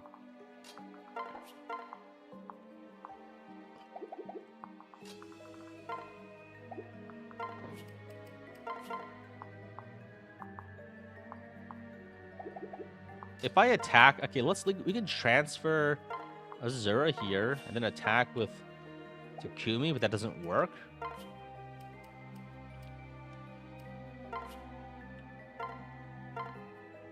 Yeah, the Vantage makes things impossible.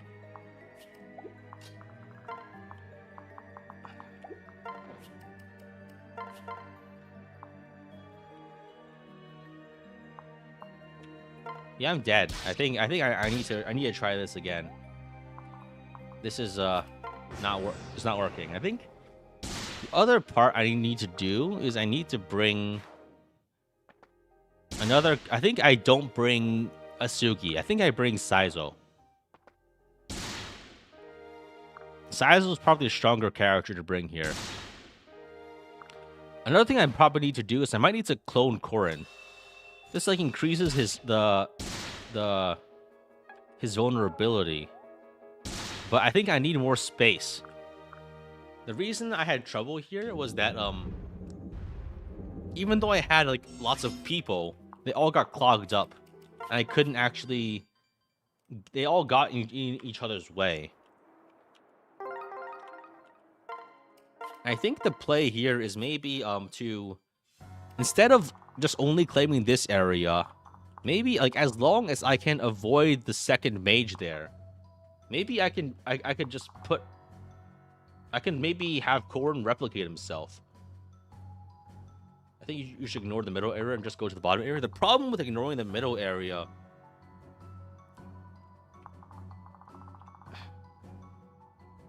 You know what? There's actually not a problem. In fact, I think the problem is that I'm trying to go to this area at all. Can't I just go over here? In the top area? Oh, then the problem is I can't bring Korin, right? If I bring... Korin is stuck in this lower area. And I can't automatically deploy to the top. Because I think the top area is like... It's free, basically, right? It's all physical. If I attack from the top...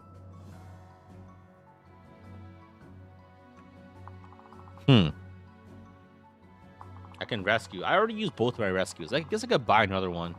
I guess that would be like an actual use case for rescue. That would be worthwhile. Because I think the mage is just a huge problem, and I can't really deal with it otherwise, right? Because if I can snipe the mages, then we're okay, right?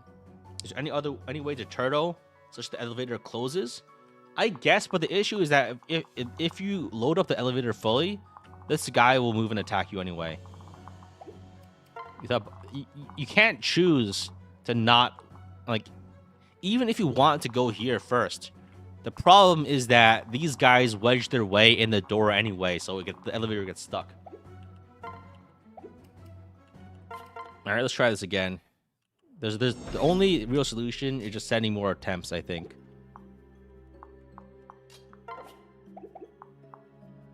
So I think... Isn't that top middle spot the only aggro spot? I think so, but they might move in anyway. So I think the play is... Ooh.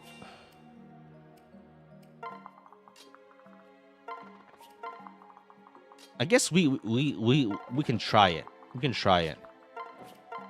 Does Felicia fully counter the bottom half with breakers? Yes, she does. So I think that maybe we can do that. So we only bring 5 people, maybe.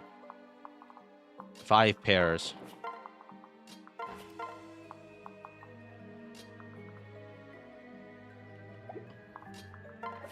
Something like this. Is to kill the Swordmaster army without baiting other enemies. The issue is that whoever you put up there will likely get trapped because the elevator then moves. And that's probably a little hard. Like, I mean, I think like if it goes like this, does the elevator just stop, or do they attack you? They do block.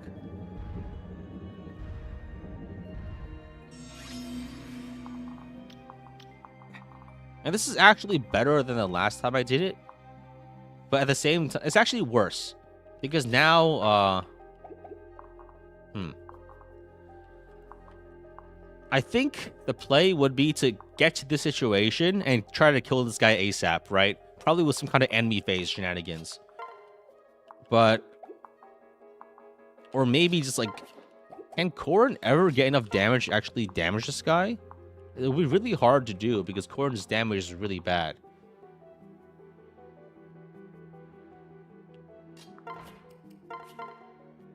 And even if I used it like a dual club or something, I can't... Oh, wait. I survived this. But Baruka survives this? We can give Baruka like a dual club. Or we could actually just open up with Argumir here. Because that way we take some damage, but we actually can do a lot in return. I think that's probably our most reliable way of getting like counter-attack damage. If we use, I think we can't use Kana, because Kana we just die, right? Because even with life and death, you just take too much damage. And basically, the idea would be to try to get some counter-attack damage, I think. Alright. I think we need to...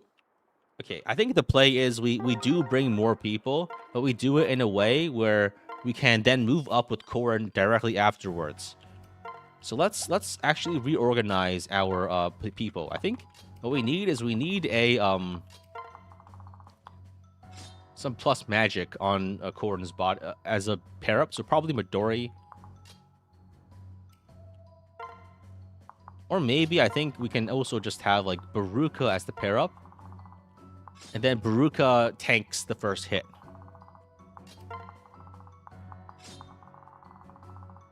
Like the other issue with trying to like use two elevators is that you get attacked no matter what, right? And we don't have a physical tank that's strong enough to deal with these guys. That's not Corrin. So I think that's... We just need to figure out who we want to leave behind. So I think Gunter's Shelter is infinitely valuable just because it frees up space. Jacob is good because it lets Corrin survive magic damage. I think Asugi is probably the weakest link. Like Asugi and Midori are probably the weakest characters here because they're not really anything special compared to the others. They are extra Savage Blow users and they're extra Replicate users. They're not as good, and everyone else has Replicate anyway. Free staff to stop the Swordmaster from moving in? That would be interesting. That could be worth it. Actually, I should buy a free staff just because it is good, right? Nice to see you. I should buy a free staff. It does open up a lot of possibilities. Good luck out.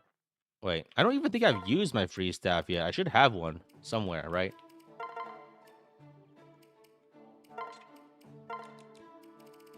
Yeah, I've never used it. Okay, so free staff would be a good idea.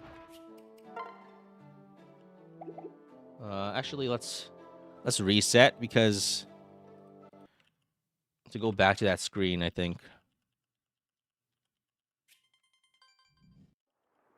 So I think the reason because like otherwise we lose our setup. So I think we can give Kana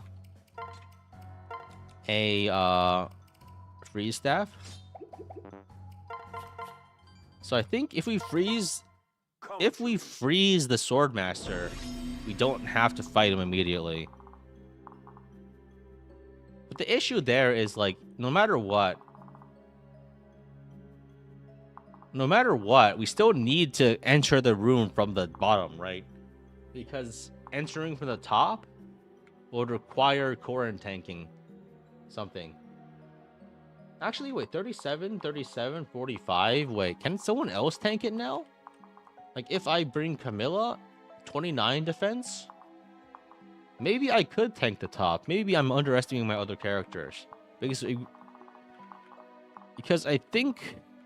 No, we'll probably get debuffed to hell and back. I don't really see myself surviving that very quick for very long, honestly. So I think the play is we can try the previous plan first. At least the ninjas don't have inevitable end. That is true. So I think we let's bring these guys. And I think we bring the characters with high move. Alright, so something like this.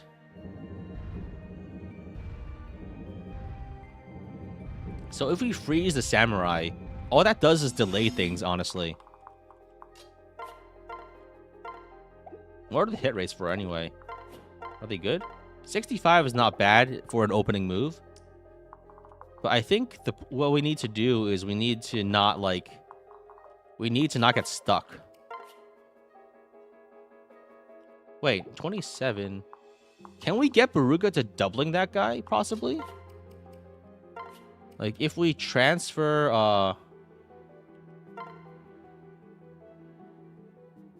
a speed pair up?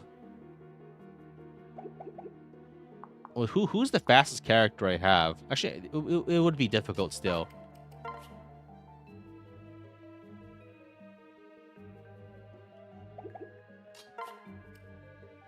Yeah, let's say we swap to Baruka here.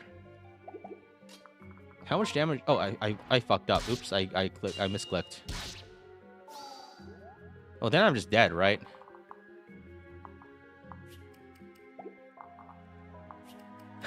Oops.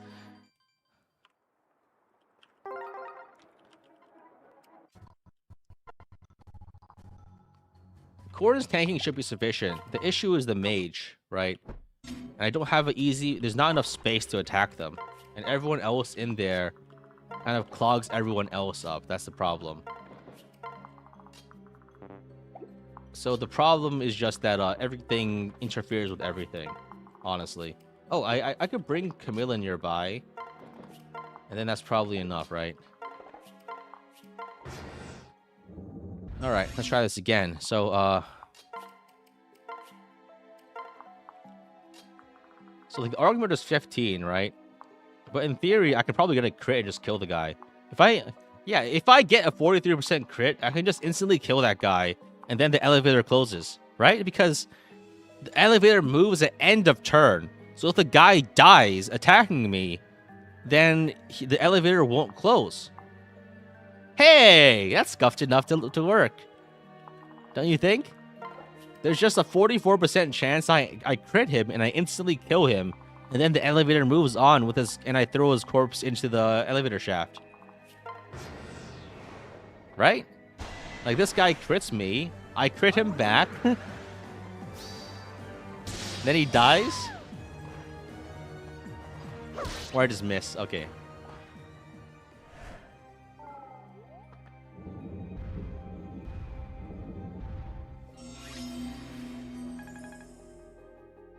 That thinking was too hopeful, I think. But I think this actually still works, I think, because we can move up farther. If we can kill this guy somehow, it shouldn't be too hard, honestly, because we can lunge this guy like into the elevator. and by doing that, if we lunge him into the elevator, like we can just have Kana bash him or something, or someone. Okay, so then I think Felicia can move up and kill this guy if we had enough damage, but we're like just barely off. So I think the play, we need a strength pair up on Felicia.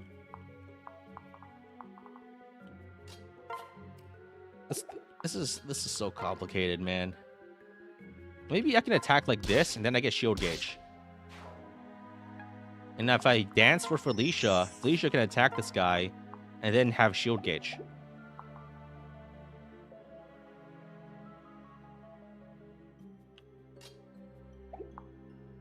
Do I have a rally magic anywhere? I don't. But what I do have is what I do have is Kaze, who can survive a magic hit. And Savage Blow. And I move up and I attack. And I get full shield gauge, don't I?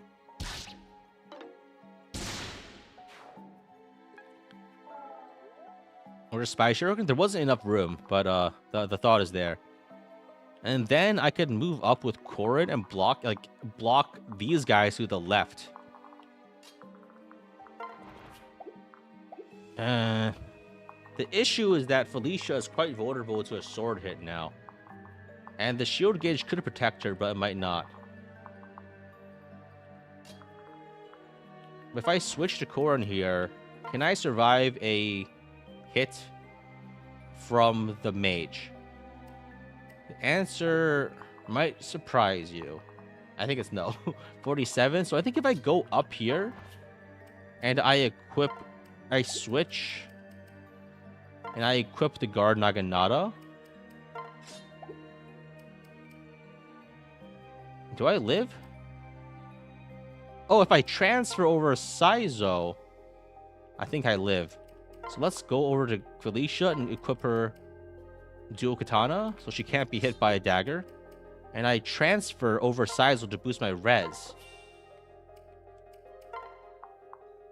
And this also increases my shield gauge too somehow.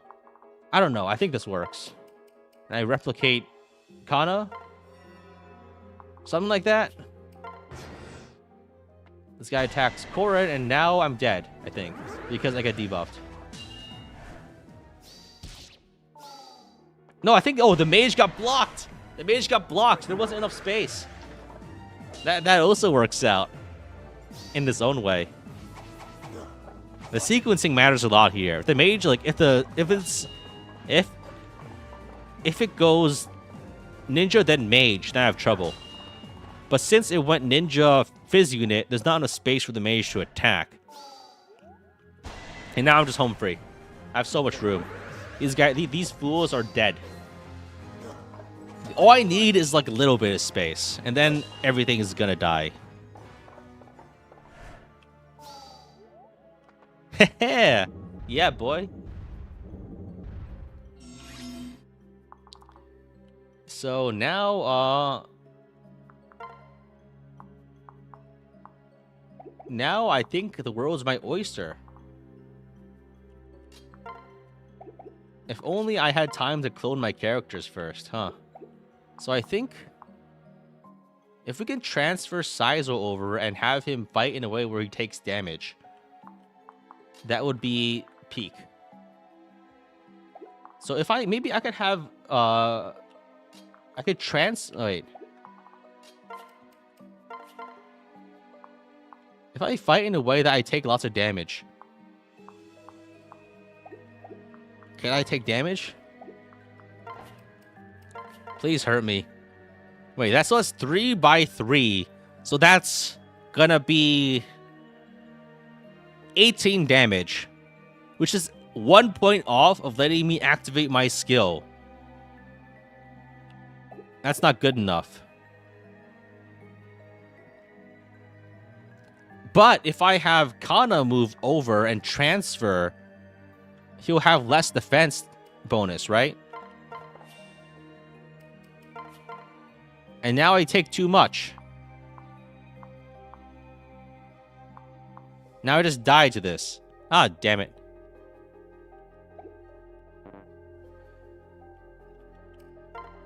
Maybe then the play is to just... Oh. I can use Flame Shuriken. I take 21, and I do a 40%... I do a 40% Savage Blow. And then I can just kill these guys, right? That's really good. Rally defense. The issue was there, I already locked in the movement, I think. So I couldn't do something like that at that time. So I think...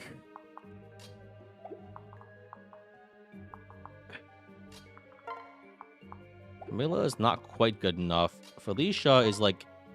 I think we need to kill this guy.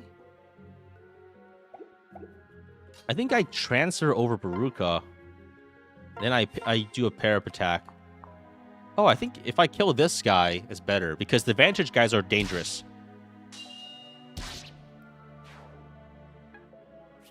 Got Avenge Katana. Straight to the convoy. I think I've just barely enough actions to maybe clinch this. Issue is that I didn't unpair or replicate, which weren't like mistakes necessarily, but just a necessity of my turn economy. I could try to gamble on an Argumir crit here. You know what? I'm a gambling man today. That didn't pay off.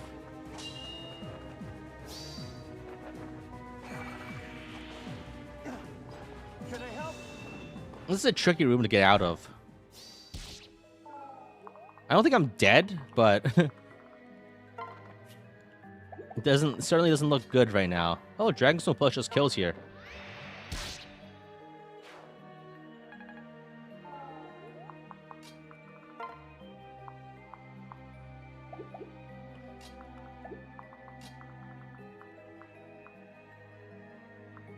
Maybe,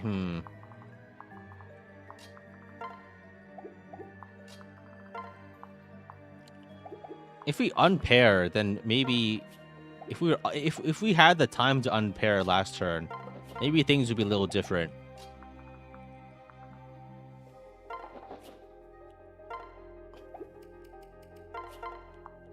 Oh, Silver Yumi's a kill. So we have 3 enemies left and 2 actions. That's not good.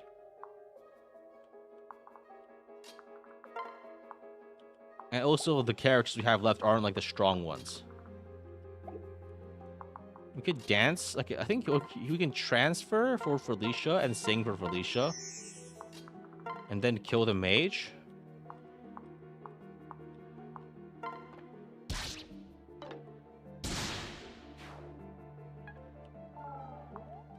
And then... yeah, this doesn't work. Oh, well. It was a good effort, I guess. Rally defense. And we're dead.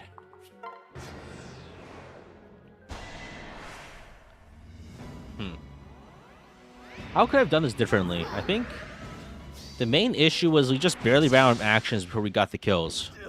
No Pursuer, it wasn't in range. It was locked off. I think the important part was I needed to unpair inside the elevator to free up more actions. Like, I did a bunch of stuff, but it wasn't enough. Like, I was like a few actions off. If I had like 2 or more characters that could have moved. Could have swapped Takumi. Yeah, well, it still wouldn't have been enough actions. I had two guys left to move and 3 enemies. It doesn't there was no way to block anyone off properly like that. Come. I think the thing is that if we if we get lucky anyway and we get the crit at the start, we don't need to bother with any of this. Because if we get like a lucky crit right at the start, we can just kind of pop off anyway. Maybe we don't bring Gunter. I don't know. Why didn't I give Saizo advantage? Because it sucks. It wouldn't work here because he still needs to be damaged, right?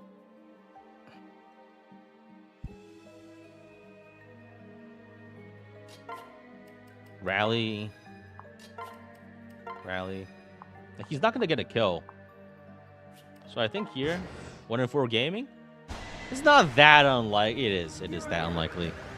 But if we get this, we're home free. Yeah, boy. It's gonna happen eventually.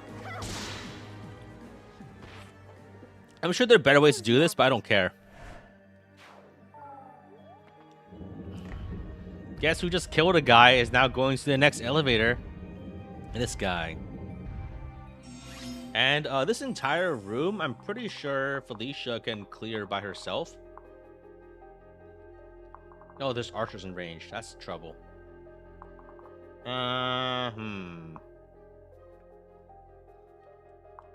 These guys are awfully close. Okay, so can I kill these guys? If Felicia was one tile over, things could have been a lot easier. But maybe what I could do also is I can move like Corin like all the way this way. Right? If I put Corin to block here, and I put Felicia in front, that could work. Do I have another mage tank? Kaze maybe, but he can only take one hit. But maybe I could kill a guy. Dance? There's two ways to do things. I could try to get Felicia over here, kill this guy, block here with Felicia, and then block the right side with Corin.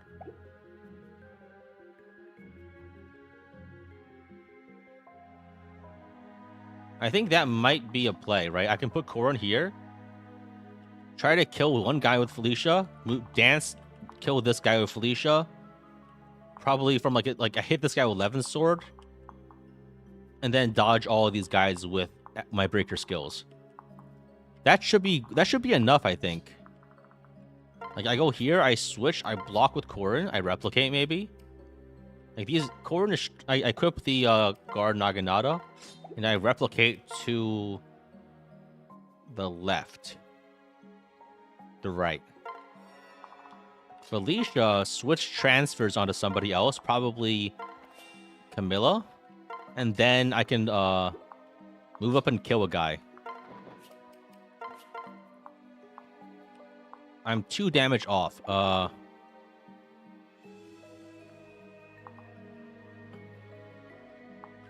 I actually can probably still... Oh, wait. You know what? Who has 2 thumbs and also has lunge? This guy.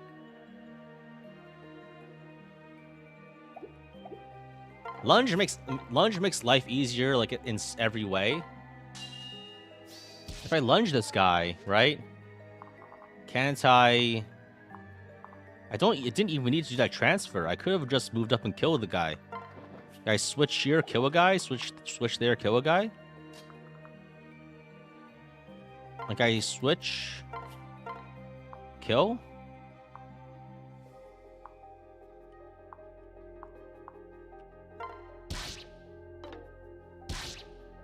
This guy's gonna be okay. Theoretically, the positioning's pretty bad though. It's not the best. This is not the best outcome, honestly. Yeah, I think I messed up on the sequencing there, because I think the positioning was awful, and also some other aspects weren't great either.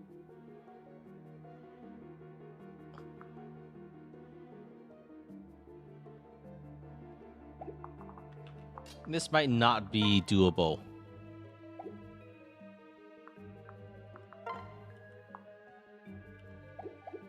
I could kill this guy. I get a shield gauge. Then I can move over here.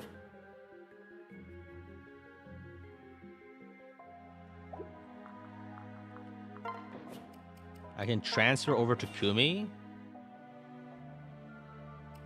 Replicate. Yeah, we're done.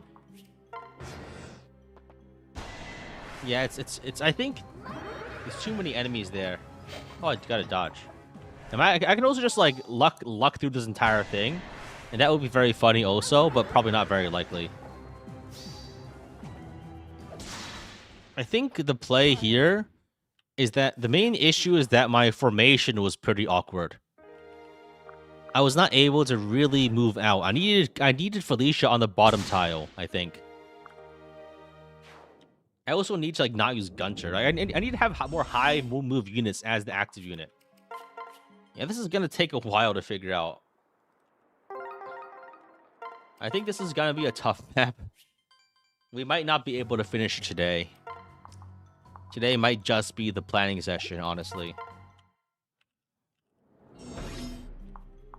So we go over here, we try that again, and I think the play this time is we have Felicia on the bottom tile with a more movement unit there. And I think that's probably like more important. Let's make sure that we have the right people. So let's block the elevator.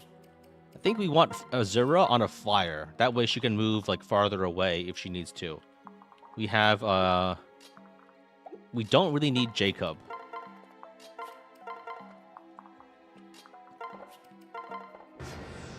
So I think, yeah, so we have Camilla over here. And we bring, like, I think we have Gunter over here. And I think we should try to bring our high damage character. So Takumi should be here. Probably on Gunter. And we should bring these guys. And I think we bring the two staffers also. And then we leave Jacob on top. No, we should reorganize. Camilla goes adjacent. And then Gunter goes here. The reason we do that is that this helps Baruka get more buffs.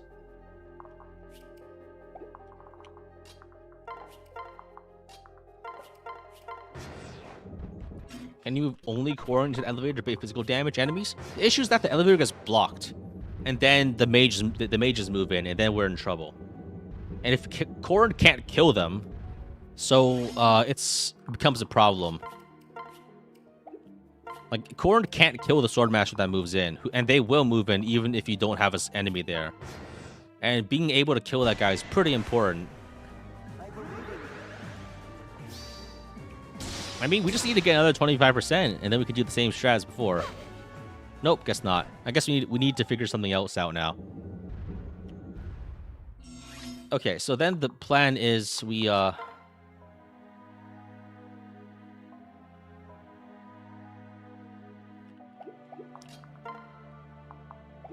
plan is a lot worse now, huh?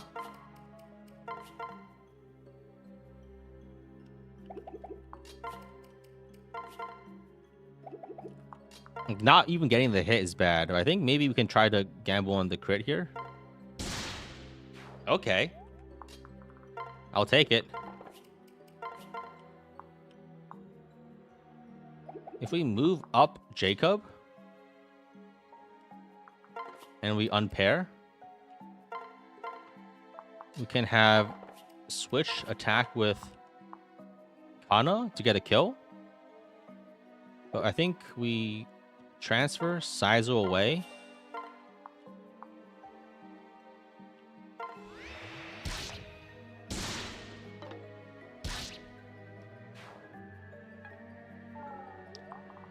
I can probably switch here and sing so that Korin can move up to switch and equip the guard Naginata. Then I unpair. Do I replicate or do I unpair? I think I replicate Camilla. Then I switch and I replicate Takumi. I think this still works the same way as last time. Oh, this actually might be better bait than dual katana because Felicia can just dodge, and then the mage is still blocked.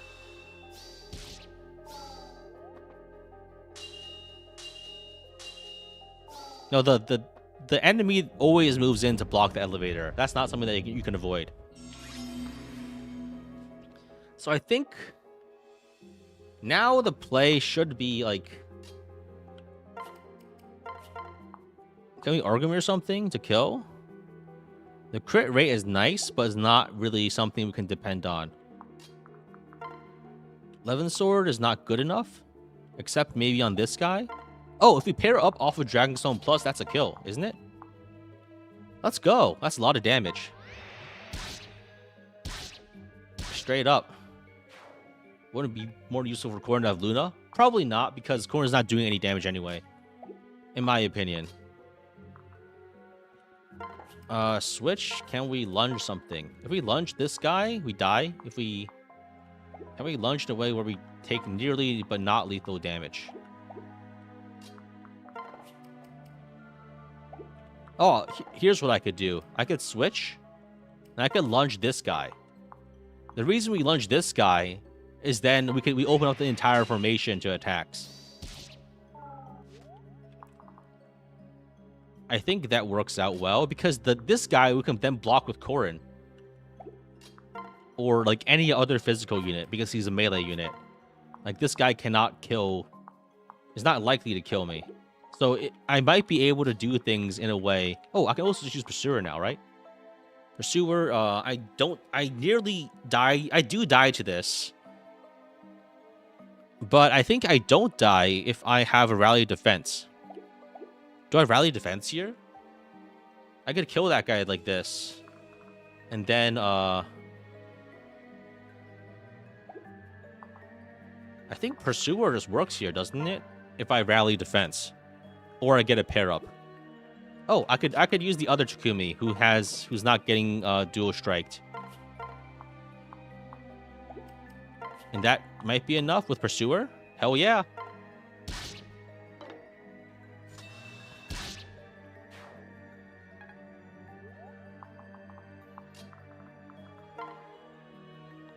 I could kill this guy. I could... I can't kill that guy. But... it should be okay, right? Because...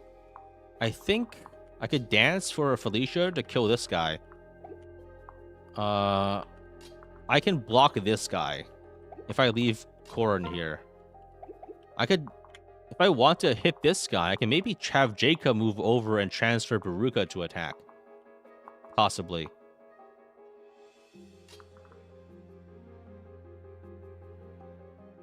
That could be the play. I could transfer Baruka, switch, and I attack with the Argomir and hope for a crit. I didn't get it, but it's still a lot of damage. And also a Savage Blow. I transfer and sing for Azura. I mean, for Felicia. So Felicia can move around and kill the mage. And they can't do anything about it because of that. I can probably kill this guy with a pair-up attack, I think. It's a little tough, though.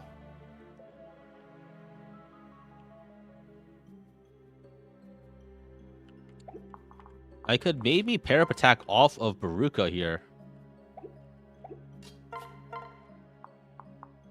Right? If I do off of Baruka, it's not enough damage. Just barely not enough. So I think I could replicate to block this guy. Because then he's stuck behind two Korins, who's really tanky. So I just need to take care of this guy and this guy, which shouldn't necessarily be impossible. Like, if I hit this guy...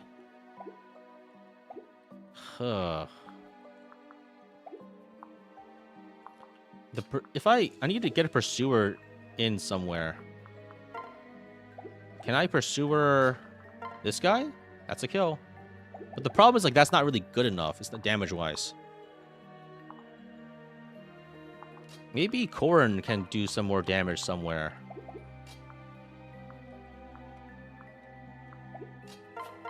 The issue is that he just doesn't... He's just like a little bit off. I think, maybe if I lunge an enemy away... If I lunge this guy one tile away, I die. If I lunge him closer in, would that work? Then I could probably attack with Takumi. The issue then is other problems, right?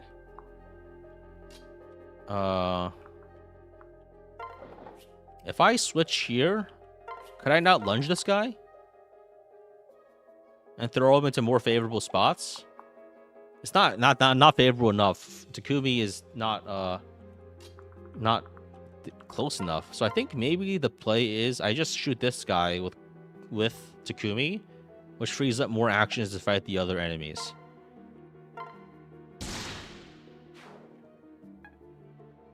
Then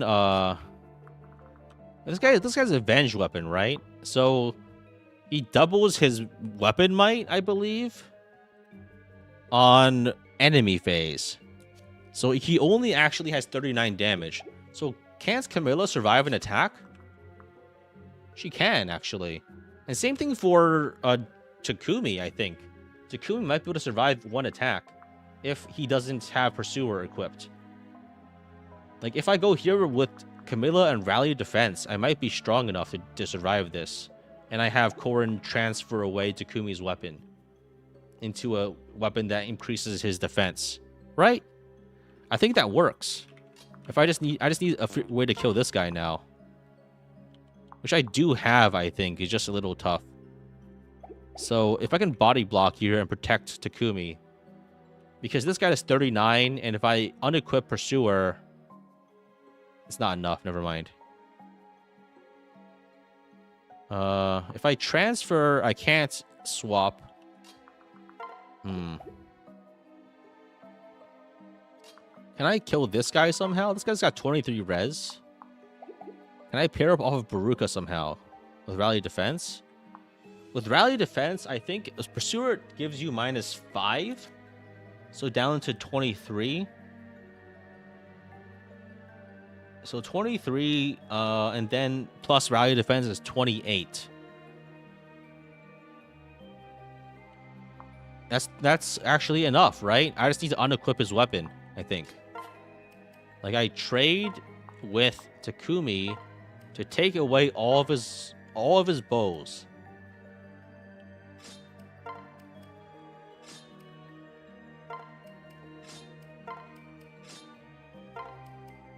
I do need the boat Naginata, actually. I take away all of his bows. A pair up attack with Baruka. Maybe I get a lucky kill.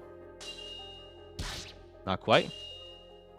But oh, I should have attacked with I should have just attacked this guy to. Okay, but then I can move up with. I can kill this guy.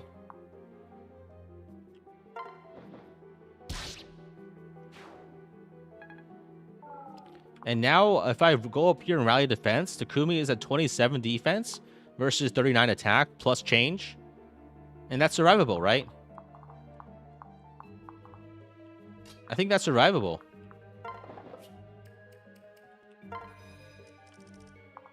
I think that works just barely. Let's go! Fuck yeah. No luck required.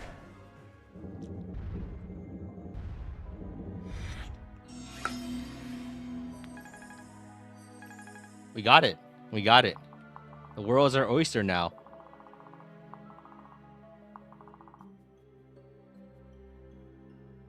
We can just kill this guy, right?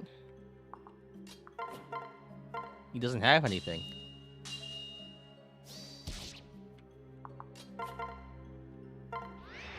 Nice. I need to trade all my stuff back, actually. Is there anyone that needs XP?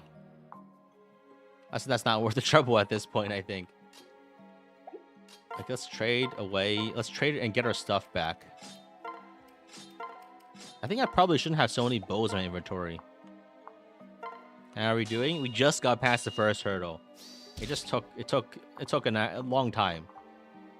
But I think we got something good going here.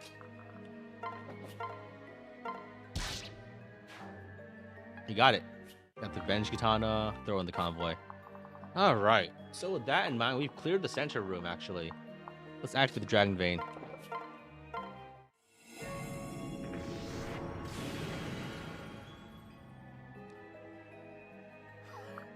And commit the 2 range with Pursuer backup. Oh, it's a bit late for that now. I already beat the room, so... Now, with that in mind, I think we just spend some time healing up before we enter the next area. Like, we wait for all our debuffs to disappear. I think... it's important just to not have debuffs right now. Wait, what's the Hoshiden level 15? What's the Hoshiden Noble level 15 skill? I don't remember. It is Hoshiden Unity? Trigger rate increased trigger rate of unit skills? That is worthless.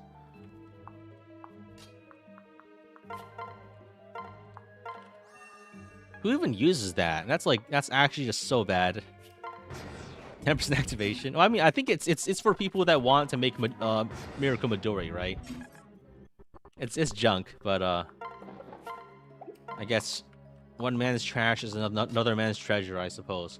So I think the play here is PvP players use it. PvP players used it before PvP got shut down forever. Wait, can I snipe these guys from outside the room? 1, 2, 3. No, just barely not. Okay. Oh, wait a second.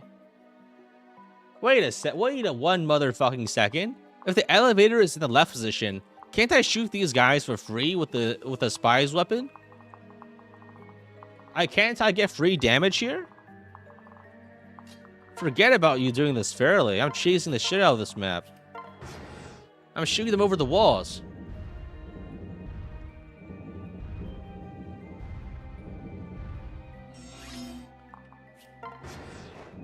Right? I think if you're on these tiles, can't you just shoot them over the walls?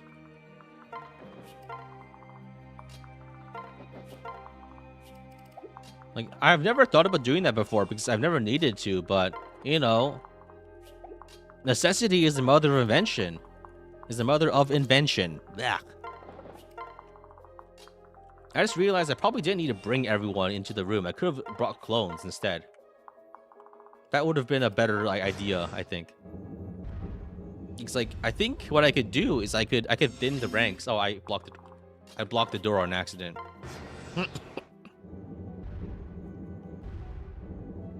Now it might be 4 tiles distance. I think it's 3, right?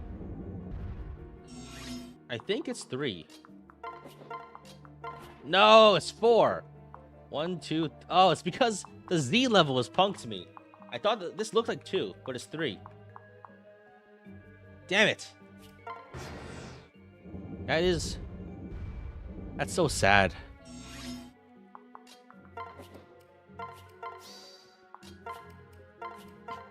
That is so sad.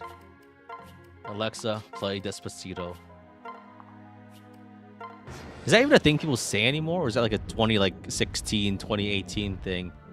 Damn, that's like an old meme now, right? That's an old ass meme. I think I need to reorganize a little here. I think corn goes to the... That one is old? Damn. Decade old? But people were saying it back in college. Oh, fuck. That was 10 years ago. Ah!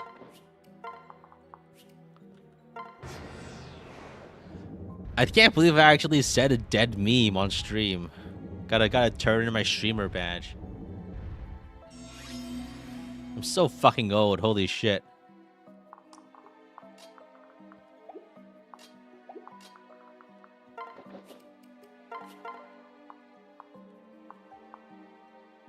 I had the wrong pair up here. Oops.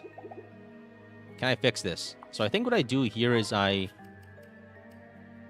can replicate this way.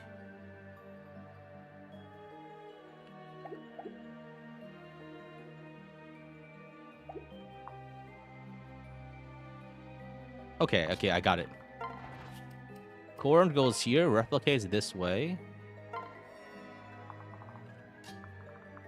If you're not old and the internet has accelerated how fast memes die. No, this one's old as hell. There's no excusing it. It is so old.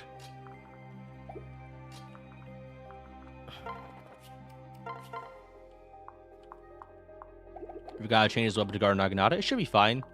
He's got 45 defense, which is more than these guys have attack. It's Grok play the 6-7 song? Jesus Christ.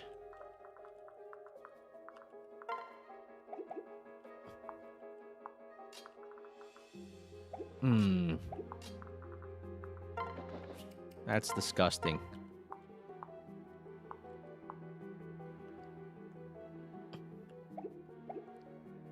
Okay, so I think if I do a dual strike with Korin, do I do damage?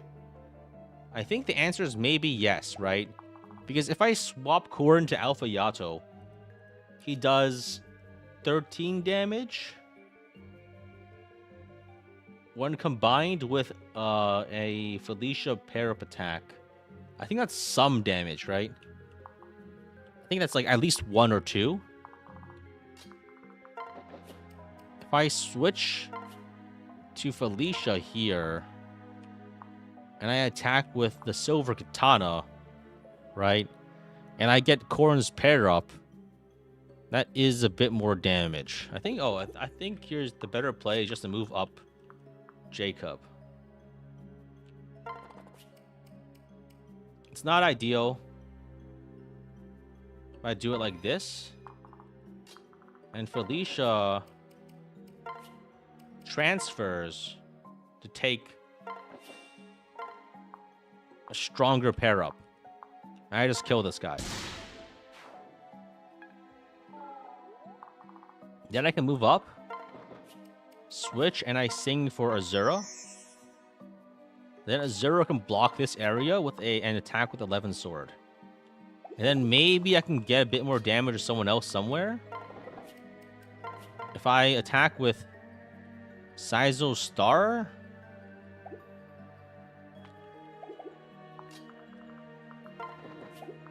How does college feel like? I don't know how to respond to that.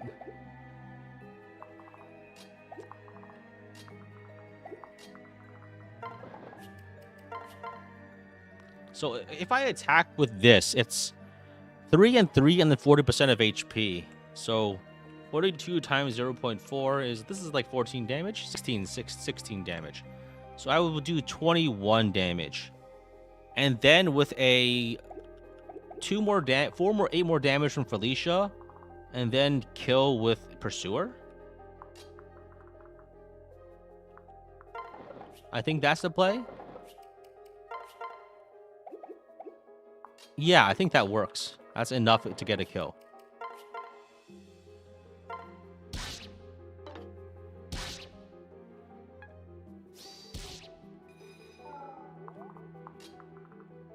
I might not even need... Yeah, Pursuer is just a kill. Nice, we got it.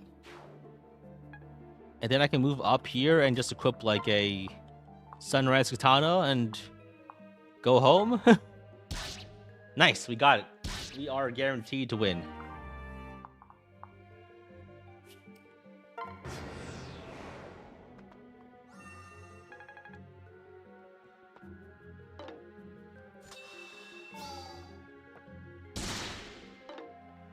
Yeah, overall, like, for me, my college experience was pretty stressful, I think. Course-wise. I ended up doing a lot. Then grad school was more stressful. In many other different ways. Having a job is much less stressful. They expect a lot less from you. Most of the time.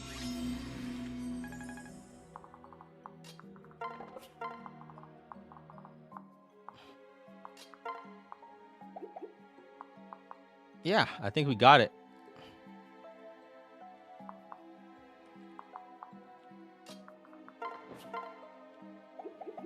Now, how do we kill all these enemies? I think we just like 11 sword them until they all die, right? Depends on the job too. Yeah, I think yeah, it really depends. Everything is kind of conditional.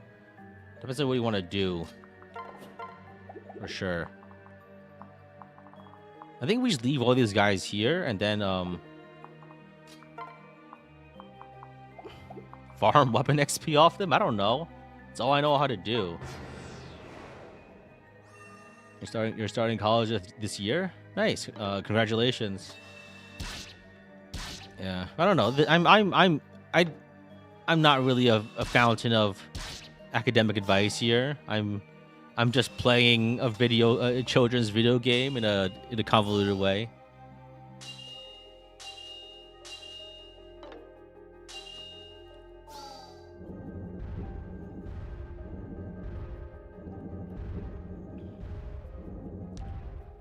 All right.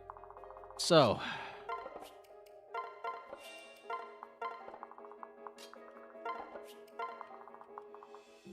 what do I need to do here? I think...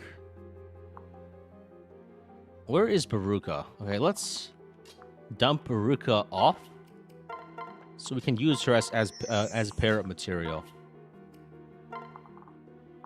Let's put Corin onto Felicia, I guess. And then that way... I think we just need to wait for the elevator to get here so we can start doing our thing.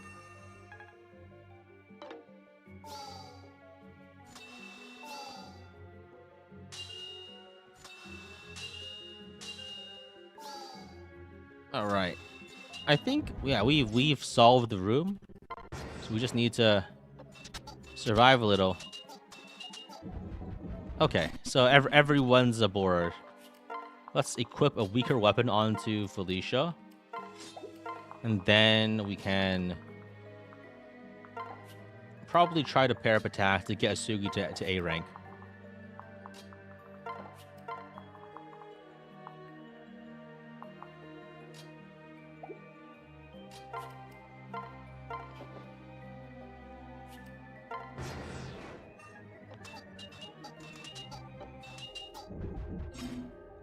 So we can pair up attack with Asugi. I don't know how much that matters. I think here actually doesn't matter because these guys are already milk dry of XP. So honestly, I think we just actually just go for the kill. It's not worth doing any of this because I don't think any of them even have any weapon XP left. Because these guys all drain their XP attacking Corrin. So these guys are worthless and need to be killed. So let's go and pursue these guys. This guy, transfer, separate. All right. These guys, I think we just let them break themselves on Felicia. I need to unequip that bolt Naginata. It's draining my free XP. Pursue this guy. Dance. Get another one.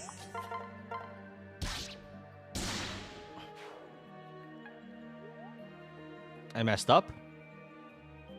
Oops. Takumi. Oh, Takumi has shield gauge, so we're okay. The issue is that he could accidentally kill the next one, too.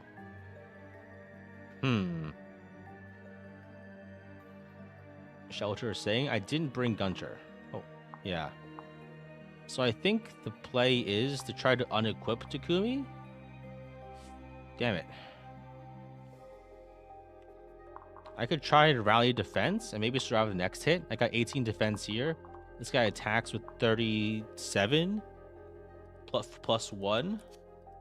So it will be actually 40 damage. I have 22, I die.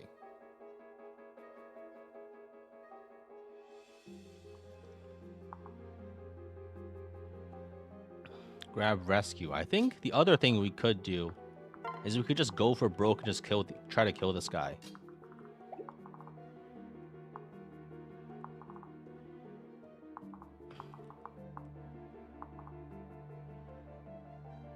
I thought I had another action there, but I didn't, so it's a little unfortunate. So I think the play is Shining Bow this guy to kill him. No. 1, 2, 3, 4, 5, 6, 7, 8, 9. A little bit too close for comfort there.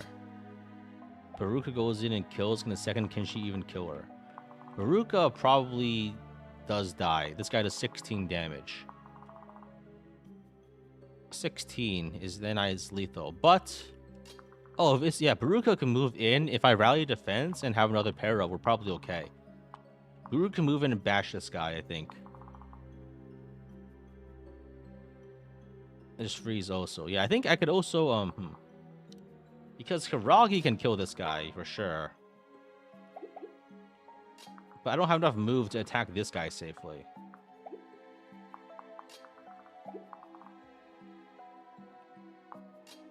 Sugi has 1, 2, 3, 4, 5, 6, 7. If I have if I pair up with Karagi, I could lunge the guy. And that would work.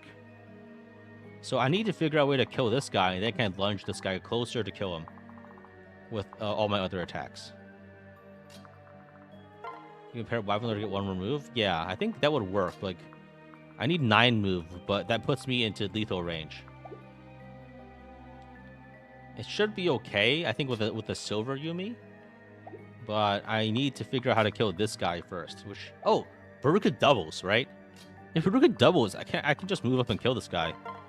Baruka has much more speed somehow. So I just double with Argmir? Oh, damn it. I am just a little bit off. Does Sniper give plus damage? What are Sniper's bonuses? FE Fate Sniper. I think does Sniper give any strength? Or is it only skill speed? FE Fates pair up bonuses. I think the Oh wait, what am I thinking? I could put onto Camilla instead, right? If I put onto Camilla, that also works.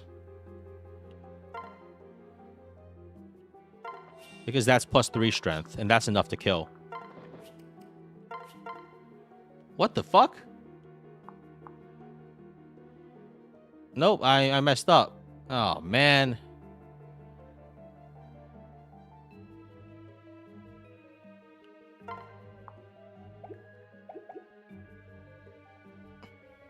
This Machinist gives strength 2. I think it gives like 2, yeah. Oops. Just crit. I wish I could. So I think maybe I switch here and I rally. I think Baruka is strong. 31 defense. Wait, 31 defense survives an attack, right? So 27 from this guy. This guy's debuffed. So yeah, I think I just live. So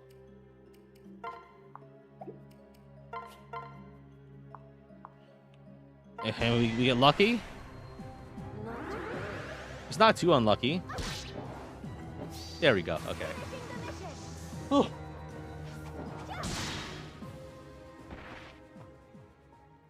You see, if we save state, we don't get these situations.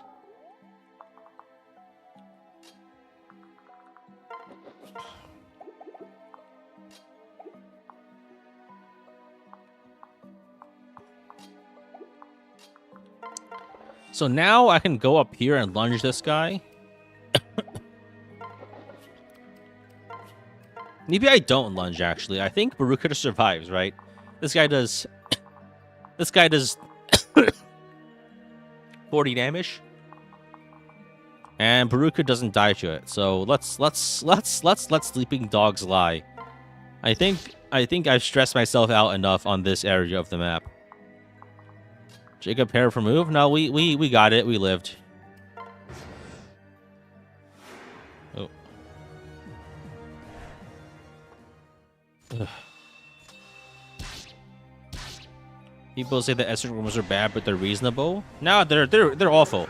The only reason they're even reasonable here is because everything else sucks.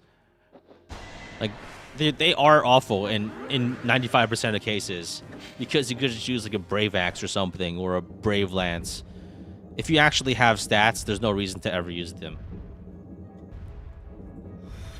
Pursuer is good though, but unlucky for it to come in the routes where it doesn't matter.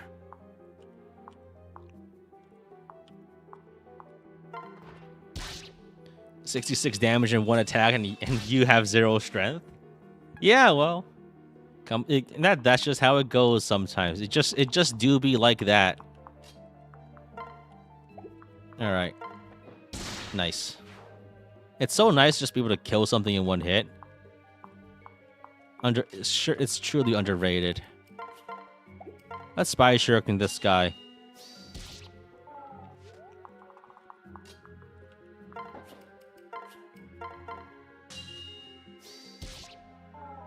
The value is exaggerated here because of how bad your strength is. Yeah, but it's only in these cases where it actually really matters versus like a very highly forged iron weapon. Because the penalties here, like the main reason that they're useful here is that the penalties are also nullified.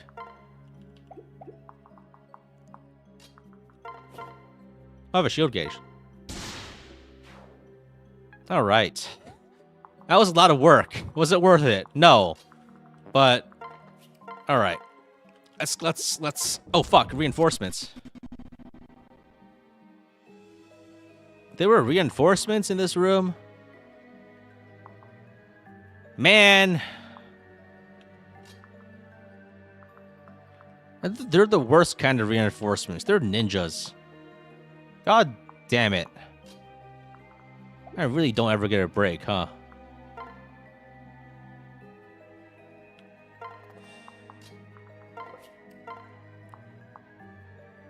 Let's lunge these guys.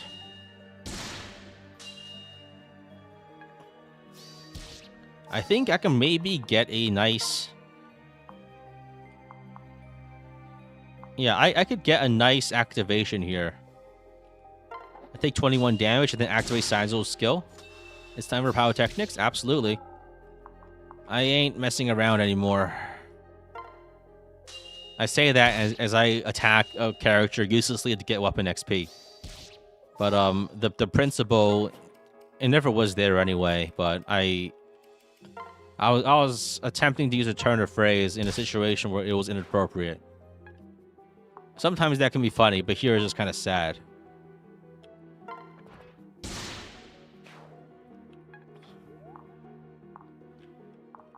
Who have been the overall MVPs in this challenge? Korin, Felicia, more recently Saizo, Takumi and Baruka, surprisingly. Wasn't expecting that. And the entire Ninja extended family, I guess. I mean, there's way too many MVPs to count just because every character is usable because I have to use everybody. When I start training Baruka, since like the start of the game, she was like very useful for chip damage with Opportunist early on and in the mid game and the late game, like until like last chapter, she finally got going because she got all her skills and then got the Argumir. All right, so we need to wait for the elevator again. Yo, this is peak fates waiting for the elevator.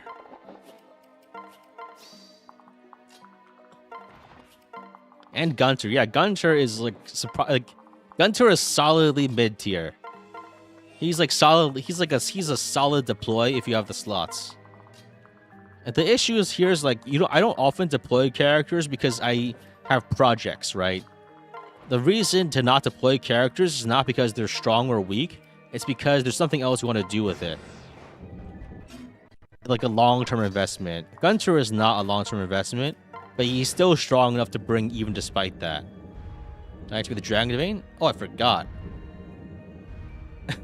Damn it. Oh, I just realized that every single child has dragon blood, right?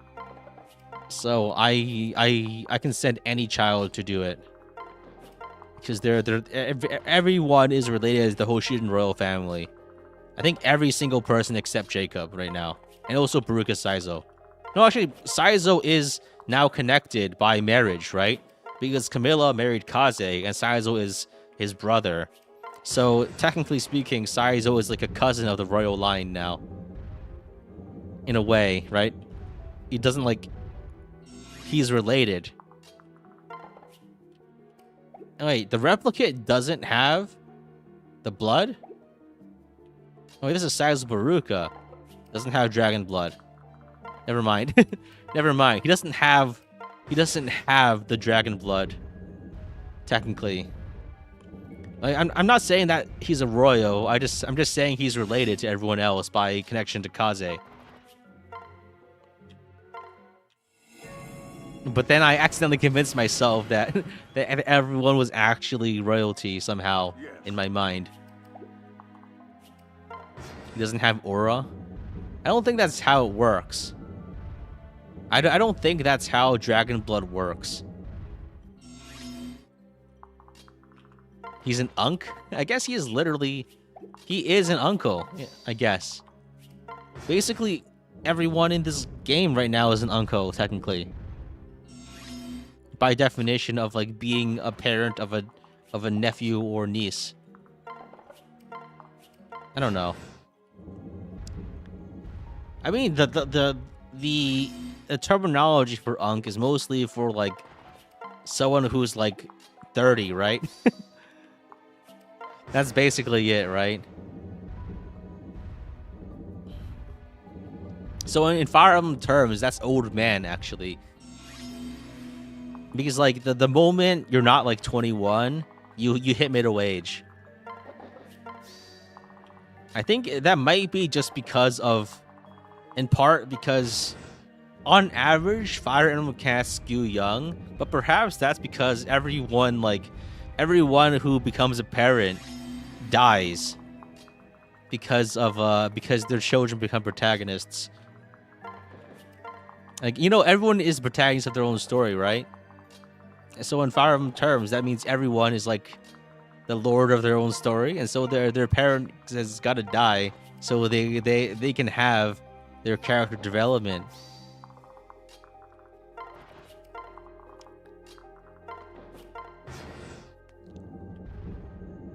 All right, so all of these guys are physical units, which means that Corrin can kill every single enemy here. Remember the supposed ages that were data mined and engaged? Right, the one that says like Vander is like 45. Those are a lot of great white hairs on a 45-year-old. So I think the play here is I just bring my ninjas and the characters that I want to get weapon rank on, and other I think here's the play. No shot Vander is only 45. I think that's the internal age, but like that doesn't have to be the real age because there doesn't have to be one. All right, so I think we put Corrin on this area, and then we can put our 3-range attacker, another 3-range attacker, and we can bring Asugi. We can bring Midori.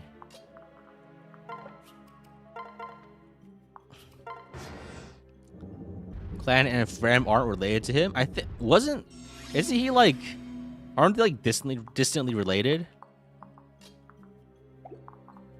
I thought like they were like second cousins once removed or something. I don't know.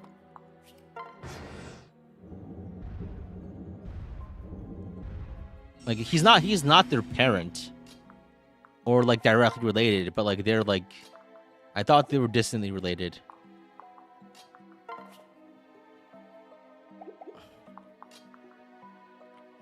Okay, so I think the play is I bring like one guy like this. You don't remember the script, but you can't say you remember any such thing. I think it could have been in like the expanded material, probably. If I had to guess, because I don't actually know. Clan and Fram are related, but not to Vander. Yeah, they are twins. The wiki says they are distantly related. I think I would trust the wiki there. Just because, like, no one has any reason to lie. Also thought the MC's retainer belonged to a bloodline. Yeah, I think it's like how they would like send like a second or third son like to be like a priest or something in the Middle Ages because like the main son got the land, and because of primogeniture they didn't want to divvy up things. At first you assumed he was their grandfather. He's I don't know. So I think the play, do I need to save state? I think it's okay. These guys cannot hurt me. They could maybe eventually kill me if they keep hitting me with the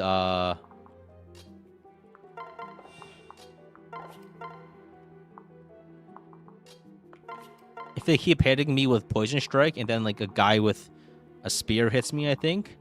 But I think that should not really be that. I can just keep healing myself and we're fine. So yeah, this should be okay. I take no damage, I debuff them, and then if I debuff them, we're okay. I think at most only one guy attacks me per turn anyway. So I think the play is I unequip. Because if I unequip, then I can attack with like this to get poison strike damage and also more weapon rank. So I can also eventually use the Spies Uni with them. It also rally defense. A little late for that, I guess, but the effort is there. I can always just re-equip it. It's not likely that these guys will actually be able to one-shot me. Even if they attack, even if they can hit me, it's only one at a time.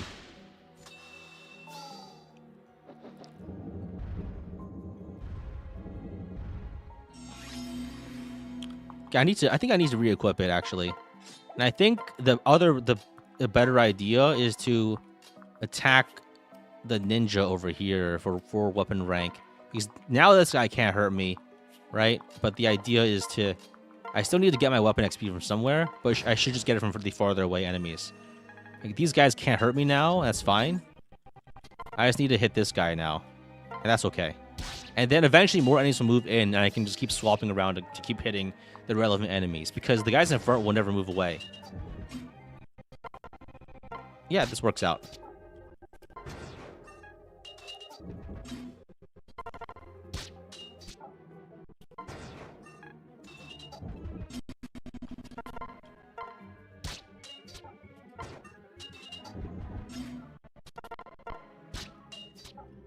The guard Naginata is so dumb. I think the other part, it's not really the guard Naginata doing all the heavy lifting here. Just me having a lot of stats. I think I could always...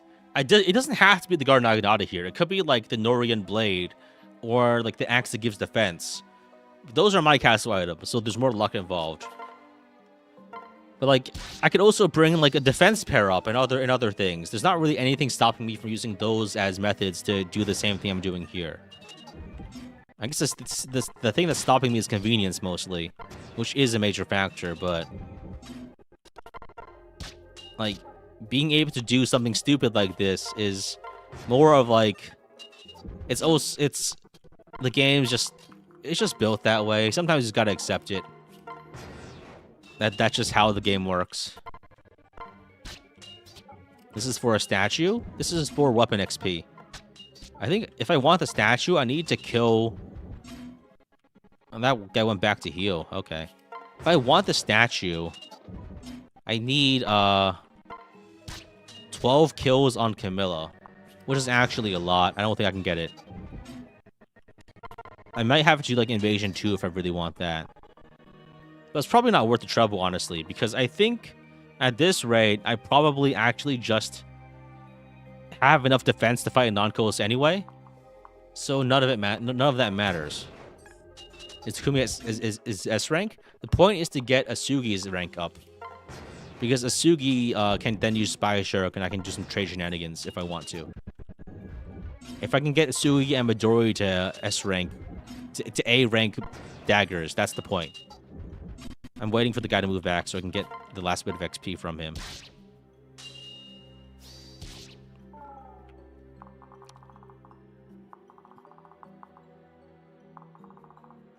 You guys are healing each other, huh? Okay. Okay, so I think that's enough. Let's kill this guy with Pursuer or something.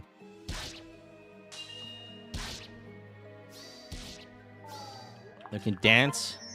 This Ananko deal damage using magic. One of his forms do, but the others are fizz.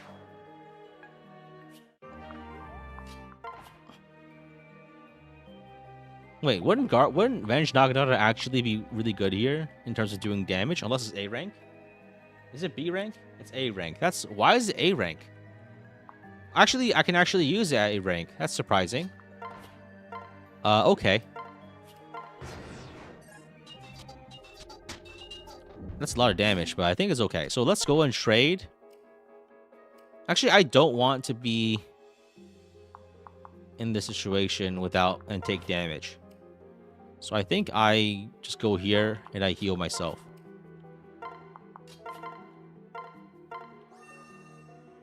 I took some damage. That's because the guy wasn't debuffed yet.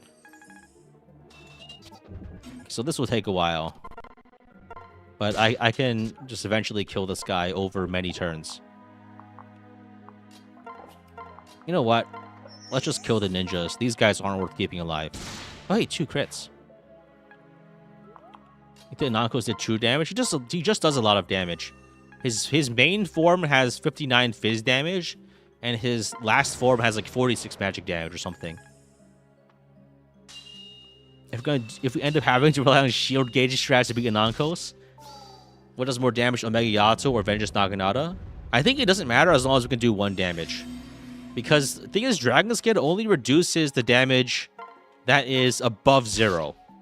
So it doesn't actually stop you from doing damage to him.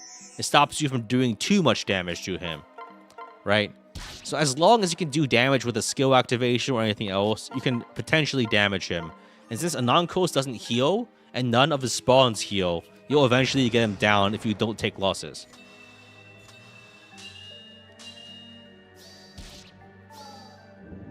Seeing Venge Katana reminds you of that PM1 video where some guy in PvP rage quit because he died attacking into Venge Katana Gunter. Are those words that a human has ever spoken before? That sounds surreal.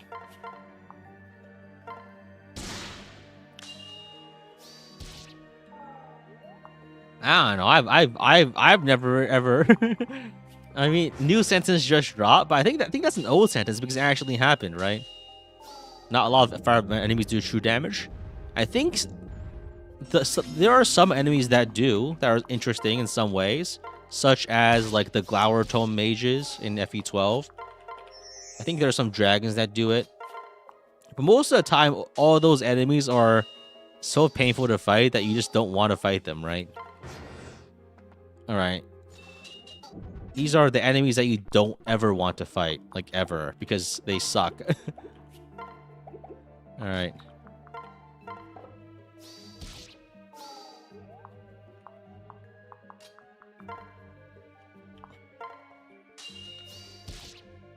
Still a reasonable thing that a Heroes player could say. Do Heroes players even communicate in words anymore, or is it like machine speak? You know, like the guys, like the tech priest from Warhammer Mechanicus, where they speak in like a binary gibberish to convey thoughts more concisely. I think that's the only way to actually convey the amounts of information needed to actually discuss Fire Emblem Heroes' damage mechanics.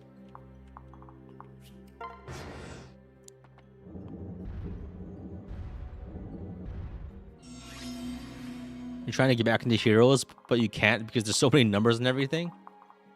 Yeah, well. Oh, I think I scared these guys off. They're not doing anything.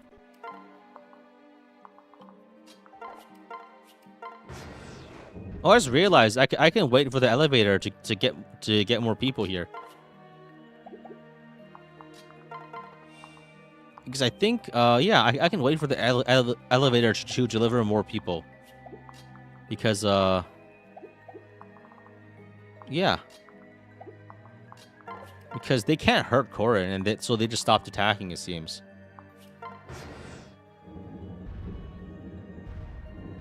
Oh, that's interesting. Okay, I'll take it. Alright, I guess only a few were actually, like, truly aggressive. So let's wait for the elevator to get 6 more guys. And then we just rush in and kill everyone, I think. And we clone everyone and do all of that stuff. Let's get the other Corrin.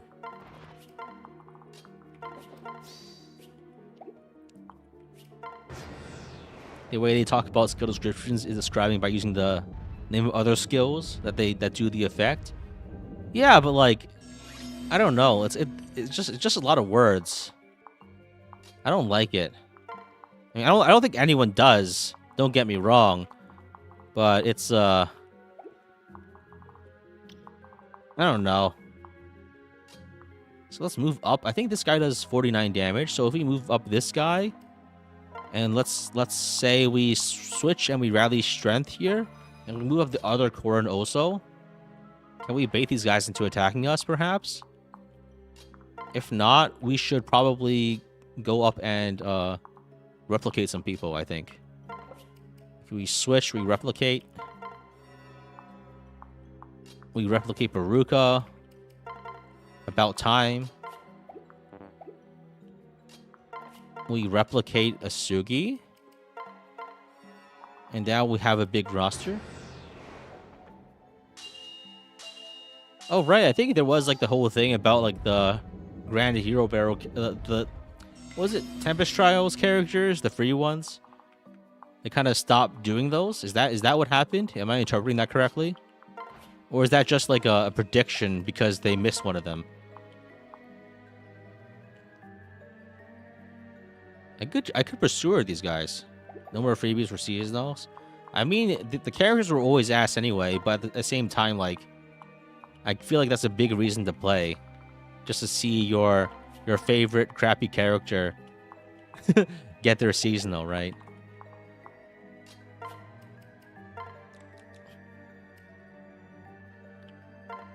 Let's take out the Pike Ruin Club. And let's ruin this Pike. You do play Heroes for the gameplay? I think that's the only reason to keep playing it, right? I mean, I really generally don't think you can... it is like a it's mainly focused on collections, but at the same time, games, like, you can't really... Games can't survive on being PNGs alone, I think. Now we equip the Guard Naginata and we block everyone. And we switch and we sing and we move out of the way. So only these guys are available, and we replicate again. And we separate. I don't know, something like that. There's no point in collecting because the power creep makes them unusable. I mean, Heroes does have legendary power creep, I think. I think it's probably on par with some gachas, but it's definitely above average in terms of the amount of power creep. Doesn't the fake gacha survive mainly with JPEG? Ew. Wait a second. That got a little scary, but it's okay.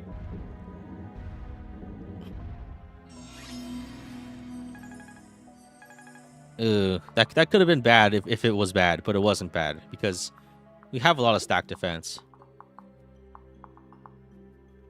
And the only reason it happened was because this guy wasn't debuffed. So, like, them doing damage is a temporary affair. Okay, so I think the play is we heal core and back to foe. In some way. Did I leave Kana behind? Yeah, Kana's left behind.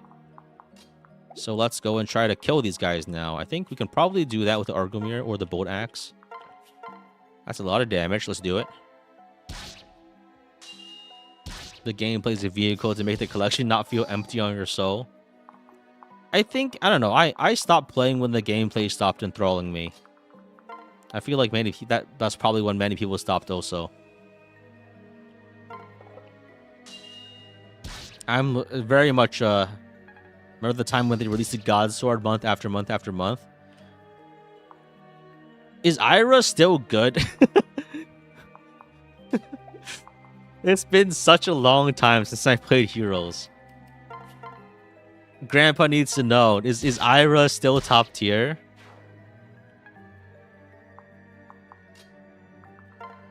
Which Ira? There's multiple?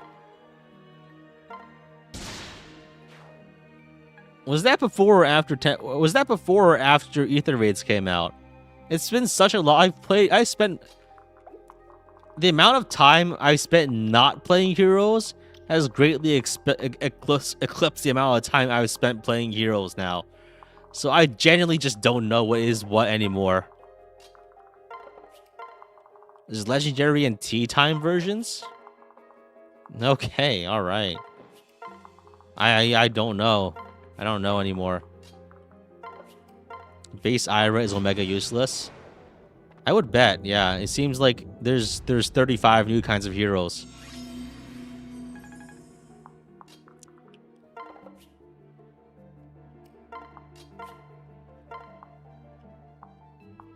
Okay, let's get more weapon XP on this guy. We're like so close. It's maddening. Maddening difficulty, like, got him. What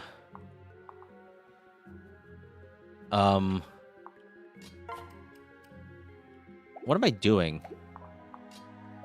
I need to kill these guys, but, like, there's too many characters. It's all bunched up.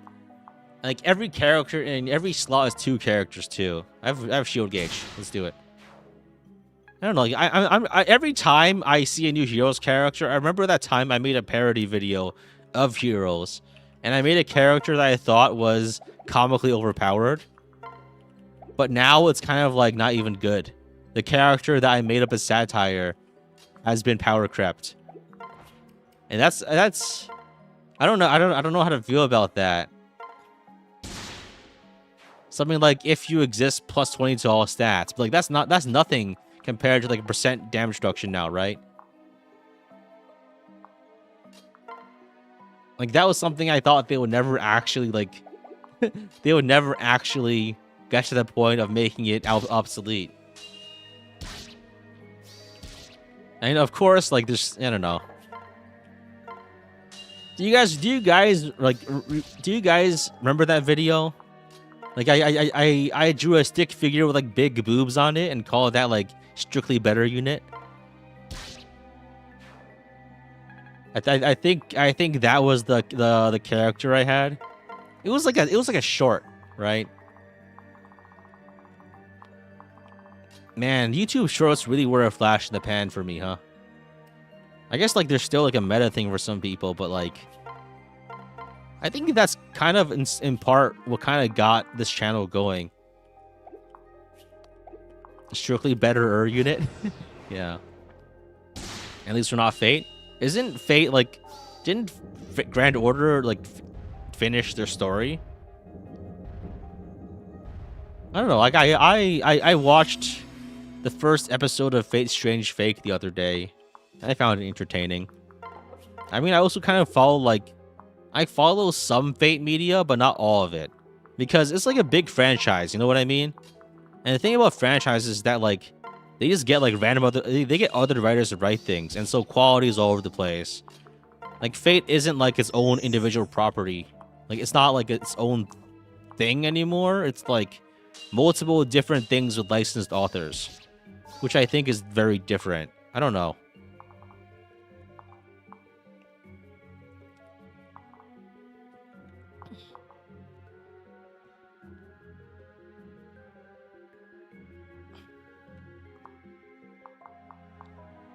When your friends ask you about Fire Emblem, you showed them the Folan Family Circle video.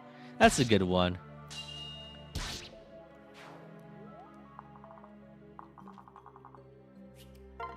Yeah, I don't know. The gacha game I'm really looking forward to most is Endfield, but mostly for the factory gameplay. I hope that part is like actually well developed, because honestly, I can just miss me with the third person action fighting games.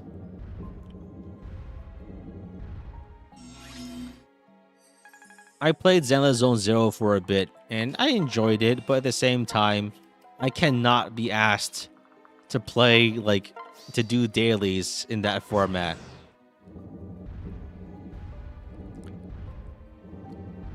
I don't know, I had a good time during my shorts era. It's partly the big reason behind the, because that was, like, right when I started. And, like, I guess I got an algorithmic boost by being one of the early people to the format before it became what it is today. And so, like, you kind of get, like, I basically posted normal videos, but in a short format. And that's why my videos are, like, fucking squares. Because I couldn't make a horizontal video. So, like, but it had to be not horizontal to make it into a short. So instead of making an actual vertical video, which would be a disaster for Fire Emblem, I made them into squares, explicitly to make a horizontal form video into a short form video in that way, right? I think things have changed now, because the shorts now don't really show up in the sub feed now, but I think before then they did, and they got boosted for inexorable reasons. Your FE11 video is how I found you out. Yeah, I mean, it's like that was like the defining video of my channel, I think, and it has influence to this day. That's what people know me for the most part, right? This is like, yeah, the damage from then like has persisted to this day. And we all suffer the consequences. This entire community. Everyone who knows me is, like, affected by that. May God have mercy on their souls.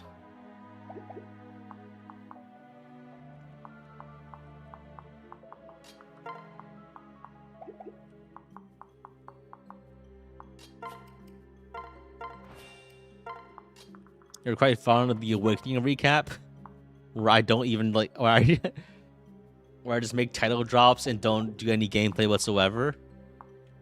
Yeah, I think that was I feel like gameplay wise that was a low point, honestly. Because I didn't even do anything special there. I just kind of like made jokes, which is fine, I guess. But at the same time, these days I don't think that's enough for me personally, because I want to do fun gameplay things. Argumir kill, but Awakening is also just kind of, you know, crappy.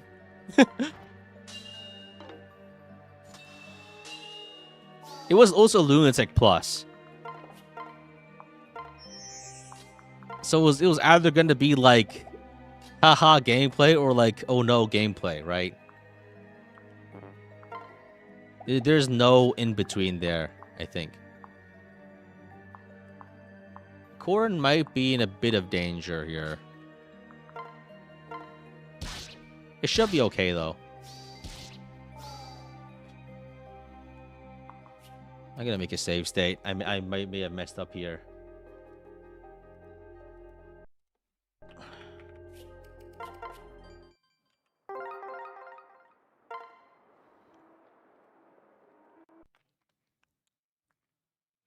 I shouldn't have attacked there, I think. That's the only thing.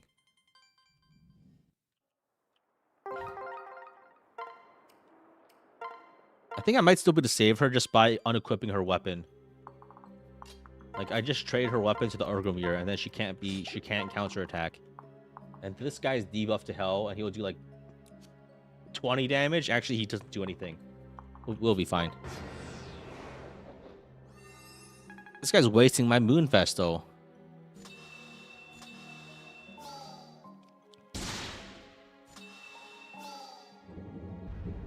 Yeah, I think I would have died there if I didn't swap.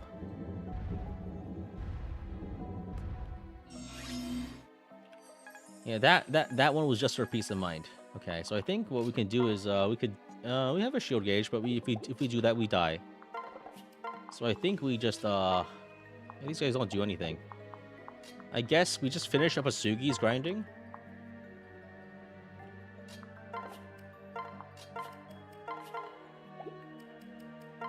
We pair up with Asugi.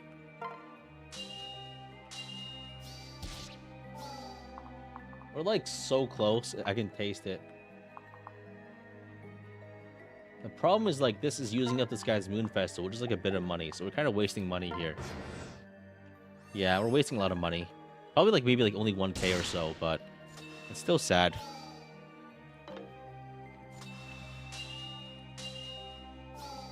I don't know. I feel like Heroes has, I don't know, every game has a limited lifespan. And Heroes lasting for 10 years is actually insanely impressive. Also at the same time, like, you know, games like, I feel like games like this never die gracefully. Because, like, it's, you know, it is like thousands of hours of people's time and money that's going down the drain at the end of the day. There's no, like, nice way to say that, oh, well, like, time's up, you know?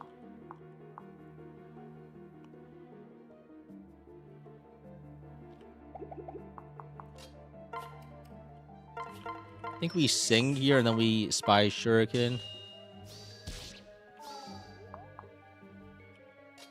I think we just kill this guy. I don't know. I think this guy is still concerning. So let's just stay here. I don't know. All the Moonfesto uses. Heroes PvP is unplayable too. I don't know. I think the issue with a lot of gacha gameplay is that they lack the ability to actually provide meaningful PvE experiences that aren't grind events by doing auto battle for 70 hours. I'm not exactly super interested in doing a Tempest Trials thing where I run auto battle for 70 hours, get 100,000 points. Is it still 100,000 the limit, or is it less now?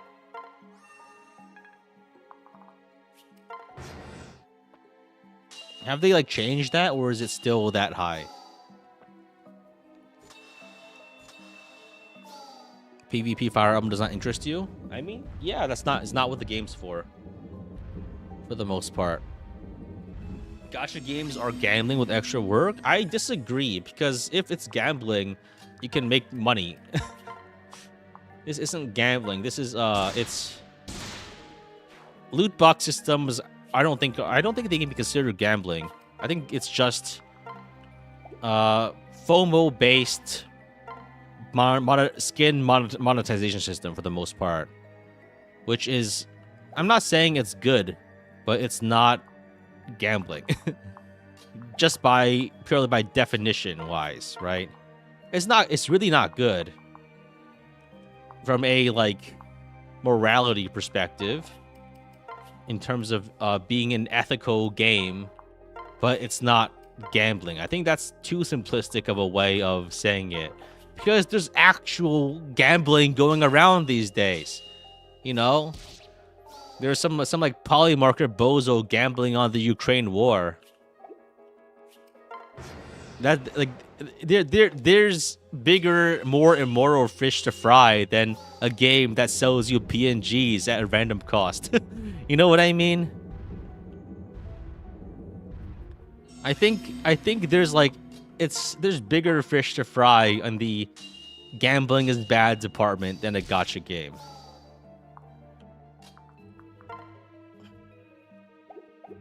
Polymarket isn't gambling, it's insider trading. That is also true.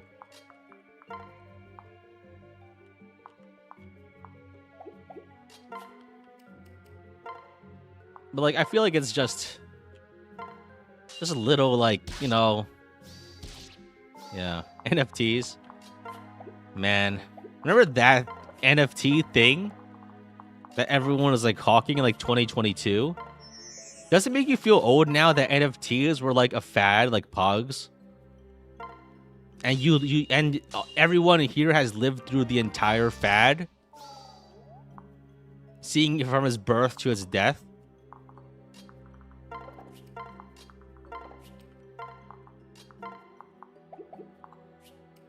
Pogs or Pog those? NFTs stink. I don't think not a single person here. I don't think anyone here has ever seen a physical Pog in their life. Have you ever seen that the cardboard disc for Passion or Orange Guava Juice that Pogs are based off of? I don't think so.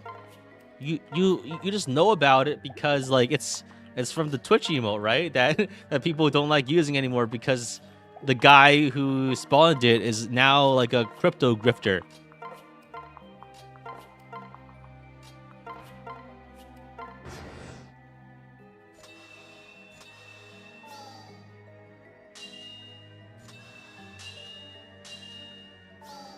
I think we can get some XP on Midori now. They replaced him with like a Komodo dragon or something. I think it was just kind of, I don't think people even use it anymore. The emote, they just like say they just say the word.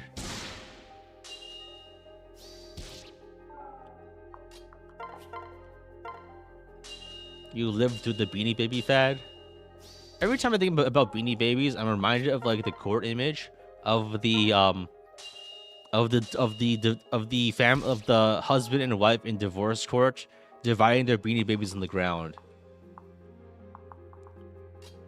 That could be you, but for NFTs.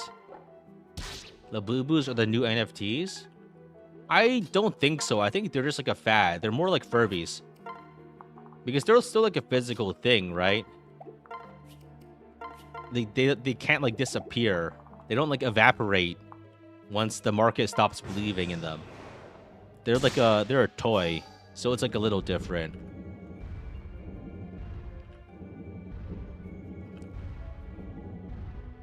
It's like a Furby. It's like a Beanie Baby, I guess.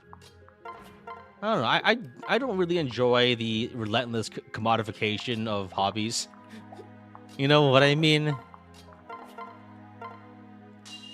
I liked Magic a lot before. I played a lot of Magic, but I'm just with all of this universe, all of these universe beyond sets and the relentless release schedule, I find it impossible to keep up with anything anymore. Like, not even like collectors or anything, just like the whole thing is just tainted by, like, I don't know.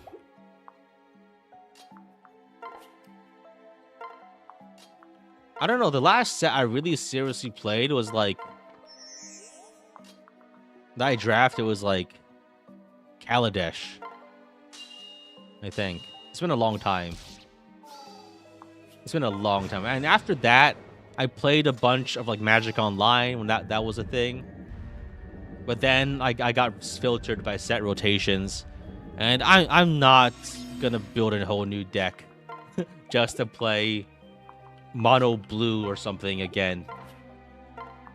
I think I only played for like one season. I played like mono blue flyers just because it was cheap to make, and I'm not.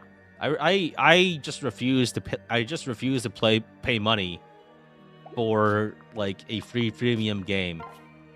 It's not even like a expense thing, because I find the notion abhorrent. So I never will. Like, I think in total, like, gacha game wise, I've spent maybe like $10 tops, and 7 of that was when someone super chatted me to buy the Fire Emblem Shadows the Fire Emblem Shadows battle pass. So someone paid me to do that. Like, I don't like the idea. What's your opinion on monetized content being purely cosmetic and offering no gameplay advantage? That's great. That's great. Because that's perfectly fine for me, because I would never actually buy a cosmetic. My skins in Fortnite or Overwatch, that's perfectly fine. But the issue is that, like, then it's the thing about skins for games is that if you're disciplined and not like a child, it doesn't matter for you. But the problem is that it, like, Fortnite skins are a status symbol for 8-year-olds. And the exact demographic that also doesn't know the value of money.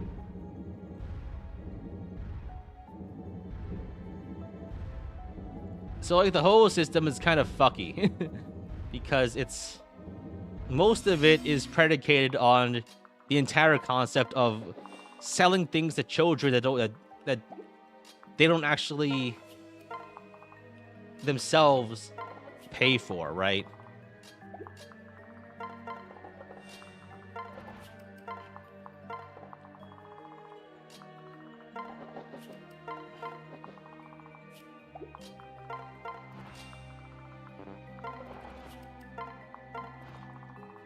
Is this route or defeat boss? I think it's defeat boss, right? Yeah. Yeah, I don't know. Thing is, like, free entertainment is free entertainment, and if I can play a game for free, I don't really mind. But, like, the consequences of it are that someone else has to pay money somewhere, right? And I guess it's not my business if someone pays money for something that's not worth it, I think. I don't know. Is it?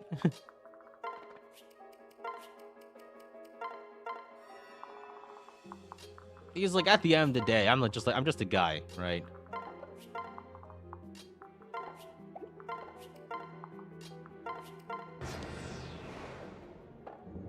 Reinforcements.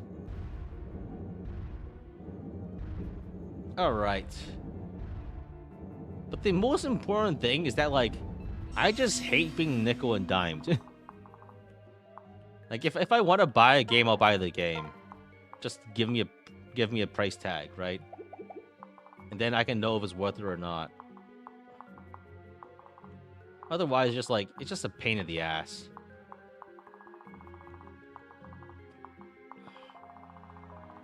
Alright. I think here we can just... Let's just savage blow these guys until they all die. We lunge Sumragi. And we lunge him again. Meet the family.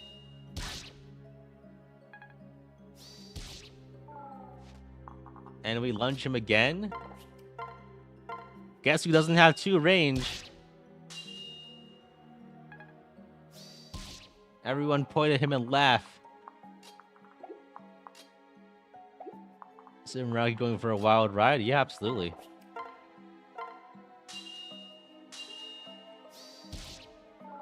Alright, that's enough. I think we can probably lunge this guy who has Great Festo. Why does Anangos have control over all these dead characters anyway? Hell if I know. I can lunge this guy. I don't have lunge on this guy. Or I haven't replicated either. Oops. Sumragi's Ganglari is peculiar. It has unique stats and he'll never use it. Doesn't this Ganglari also show up like if you do My Castle battles? I think that's what happens. That's what it's for. Let's debuff this guy. Or just kill him with the Pycruin Club and get some money. I don't know. The thing is, like, it's easier to just like put stuff in the game than to explain it. So I think that's what they did. Let's attack here. Get some weapon rank. And then we attack with Takumi on that guy to get more weapon rank. And then we attack with Karagi on that guy to get more weapon rank. And then we go over here and have Kana wait. And then we have Takumi switch transfer Kana onto Kana. So we can attack this guy for more weapon rank.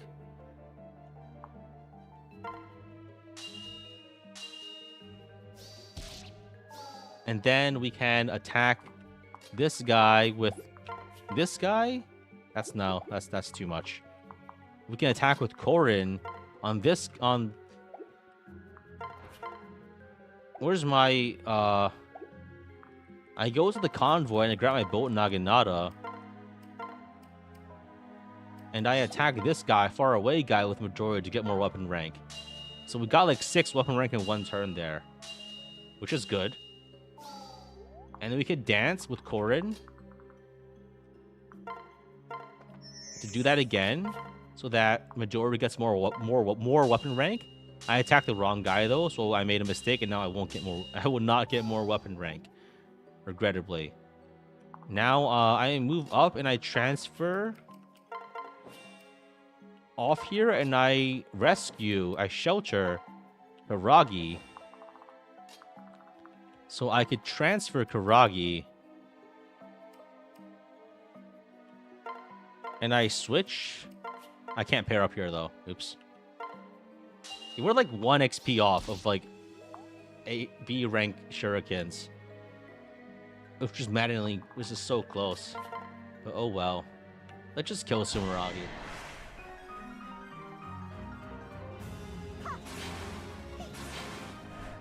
Okay. Let's just kill Sumeragi. Felicia can do it, right? He doesn't have Vantage, he has Vantage. Let's pair up with somebody. Like this guy?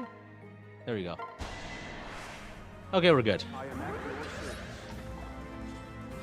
What if he has Ganglari, even though the previous one exploded? There's multiple Ganglaris. I think it's... Could you have Ganglaris explode to wipe out any opposing army? I think the only reason it worked was because it was a surprise. Alright, we beat the map. We are... Long-ass map. I'm not reading this. Like, only reason it worked was because Mikoto tried to defend a, like, unaware Korin. Like, I think, like, if it doesn't seem that powerful necessarily, and Mikoto is basically, like, a non-combatant.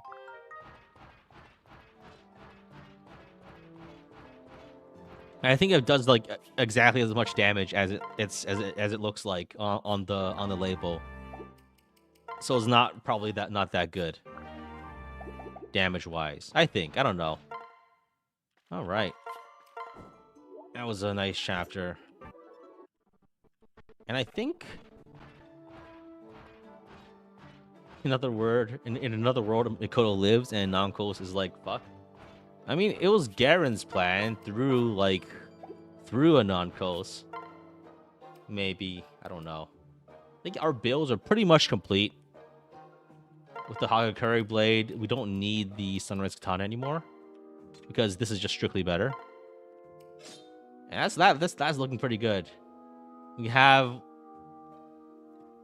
so much damage. 37 damage on attacks with the Hagakure blade.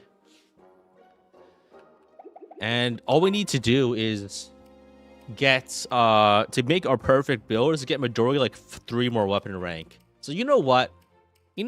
Here's what we should do. I guess can we upgrade? So I think we can upgrade the lottery shop for one.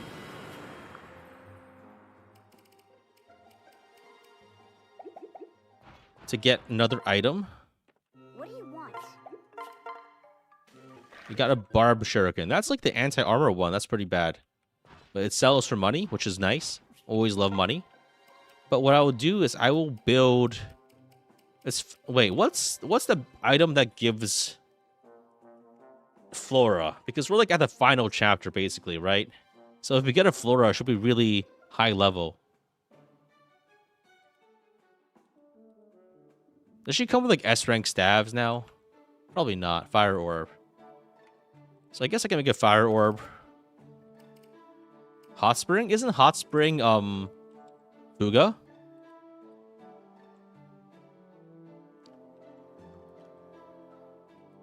Yeah, hot spring is Fuga. Need a build. Okay, so I will build fire orb.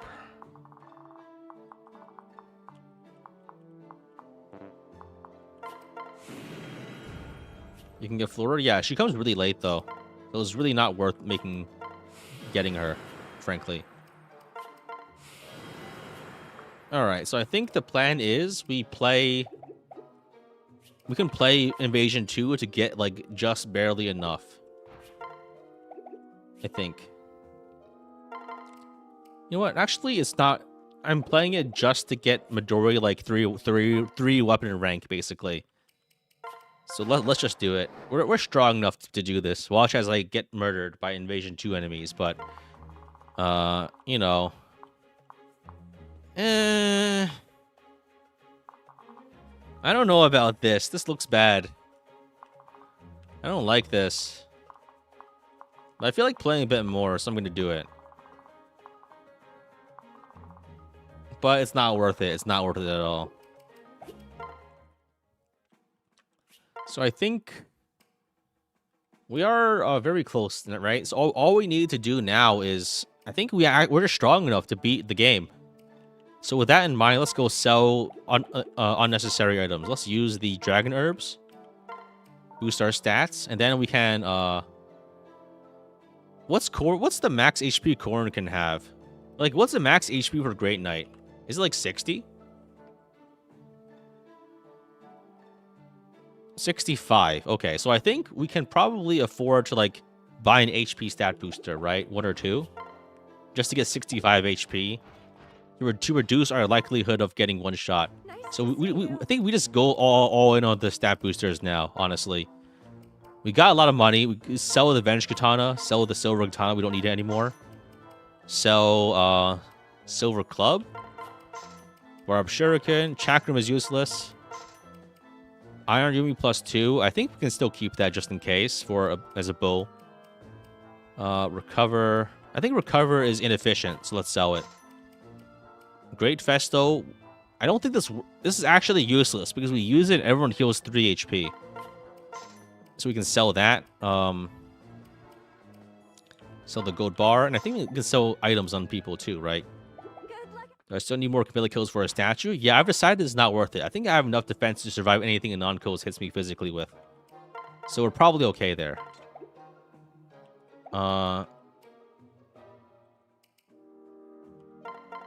Okay.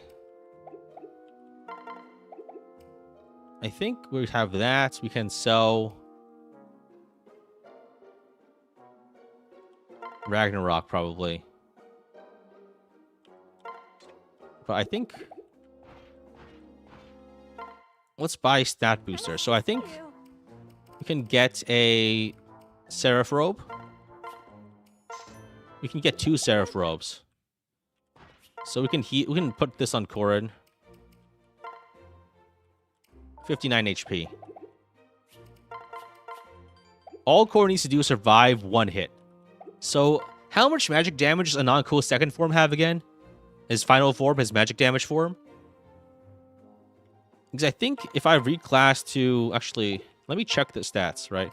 If I go Master Ninja, I have 55. If I go Master, I have 55, and then I have 27 res plus 2 from Alpha Yato.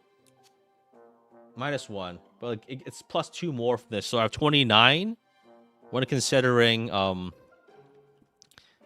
Omega Yato. So I have 29 then, right? Anonco's core is 58 magic damage. 58? How much fizz damage was it? Is it like 60, 70? Because 58 sounds like a lot. So Anonco's core is 58 magic damage. Where are his fizz? What's his fizz damage like? Ramon's 45? Okay. So if it's 45, then I think I should be able to survive it easily. Like, I think it's 58 fizz, right? 58 fizz, I survived that. Easy.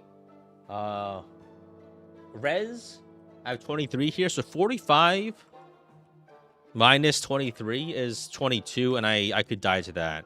But if I swap classes into Master Ninja, I survive that easily. So I think the play then is my remaining stat boosters are probably a talisman, right? I still have more money though, so like I can buy more stuff too. Talisman. Okay, oh right, I have luck too, right? Let's increase our luck. Not that matters. We have Cap's luck. Secret book, don't need that, and we have a rainbow tonic to use. Why do we have Avenge Naginata? I can sell that. Okay, so let's 63 fizz. Okay. Nice to see you. So let's sell Avenge Naginata. We're not gonna use that. Good luck. 63 fizz. We have 45. So 63 minus 45. I think that survived, right? I think no matter what, we have it. We have enough to survive. 44. Okay, so like 63 minus 44. That's 19. 57 damage. I survive physical attacks. And if I made it, right now it's 45. 46. 48. How much? 68 fizz? 63 fizz? You're telling me different numbers every time. Oh my god. 68? 67? So Anonkos, okay, so the next map Anonkos has next map is Gunter. So phase 1 Anonkos has phase 1 Anonkos, which is on chapter 27, has 27 strength and dragon breath, which is the fizz version, which does 30 damage. Plus he also has weapon rank from Dragonstone, that's 58.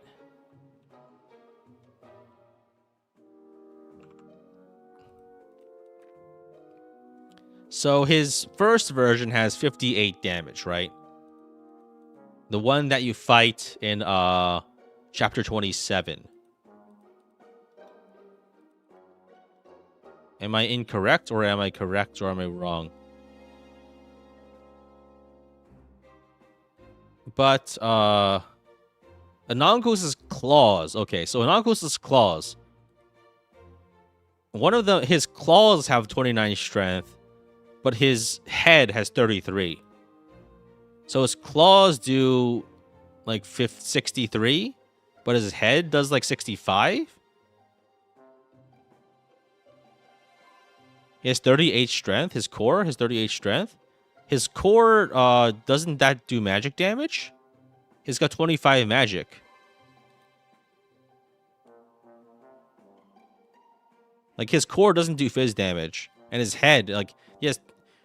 The way that his boss fight works is that you fight head and 2 claws. Then, next phase, you fight core, right?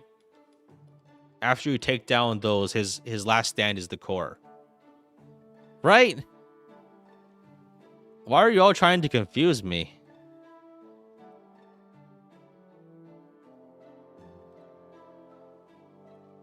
Two claws, then head, then core. Okay. Right. 3 phases. Right. So claws are going to be weaker. They do 29 plus 30 plus weapon rank. Because he has A rank breath. So that's like plus 2 damage, I think. Like weapon rank bonuses. Let me check what the weapon rank bonuses for A rank breath is. So A rank breath is plus 2 attack. So he has 2 plus his listed stats. So he does 61 damage with claws. 61 fizz damage with claws, and then for his he does 65 fizz damage with head. And then he does his head has higher rank. So he does 66 damage with breath. Because he has 33 strength plus 30 fizz damage breath plus 3 damage from S rank breath. So he has 66 damage. Not 67, not 68, 66. And then his core has 25 magic plus 20 breath plus 3. So 48 magic damage. Okay. So we need to contend with 66 fizz or 46 non-fizz magic. So 66 is 66 minus 44. That kills me. But if I have rally defense, that should be survivable, right? A rally defense and a rainbow tonic, we should be okay. I think skill-wise, we take off natural cover because natural cover won't apply in any of the rooms. Or we just equip like Dragon Fang or something. I think Dragon Fang is like guaranteed to help me do enough damage to kill. Luna, I think, has a better activation chance, but at the same time is not as strong, I think. It's a little hard to tell because, like, I think his core has 36. So, like, it would do 18 times 0.75 damage, right? So it would be plus 13 damage. Which I think is maybe enough. I don't know.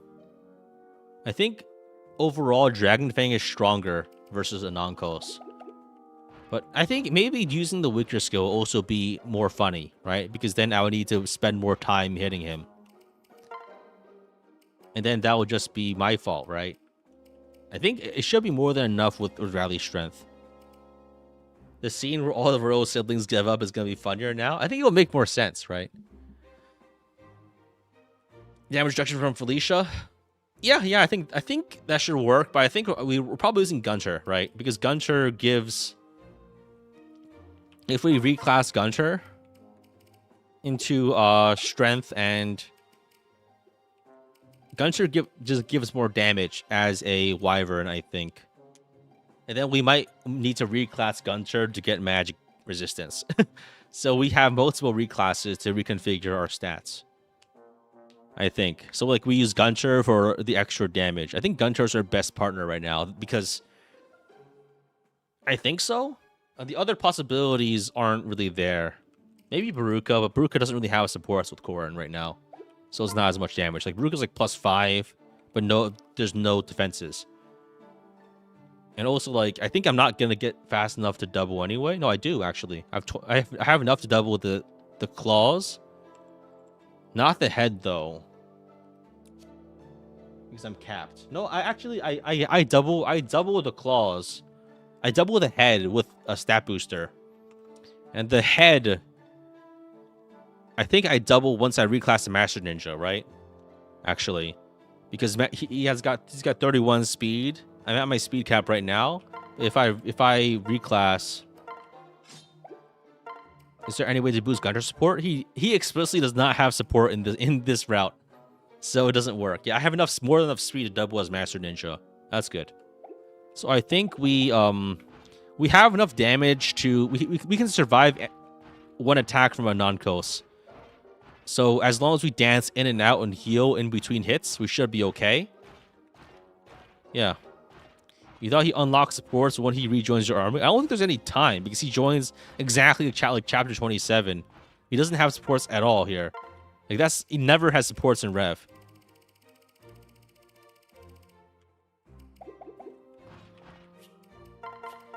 All right, that's probably okay. I think we've laid enough plans. We've plotted enough. We made a lot of chapter progress. That's probably going to be it for today. Thanks for watching, guys. Thanks for hanging out this Monday evening. And yeah, see you guys next time. I'm going to call it in. Bye.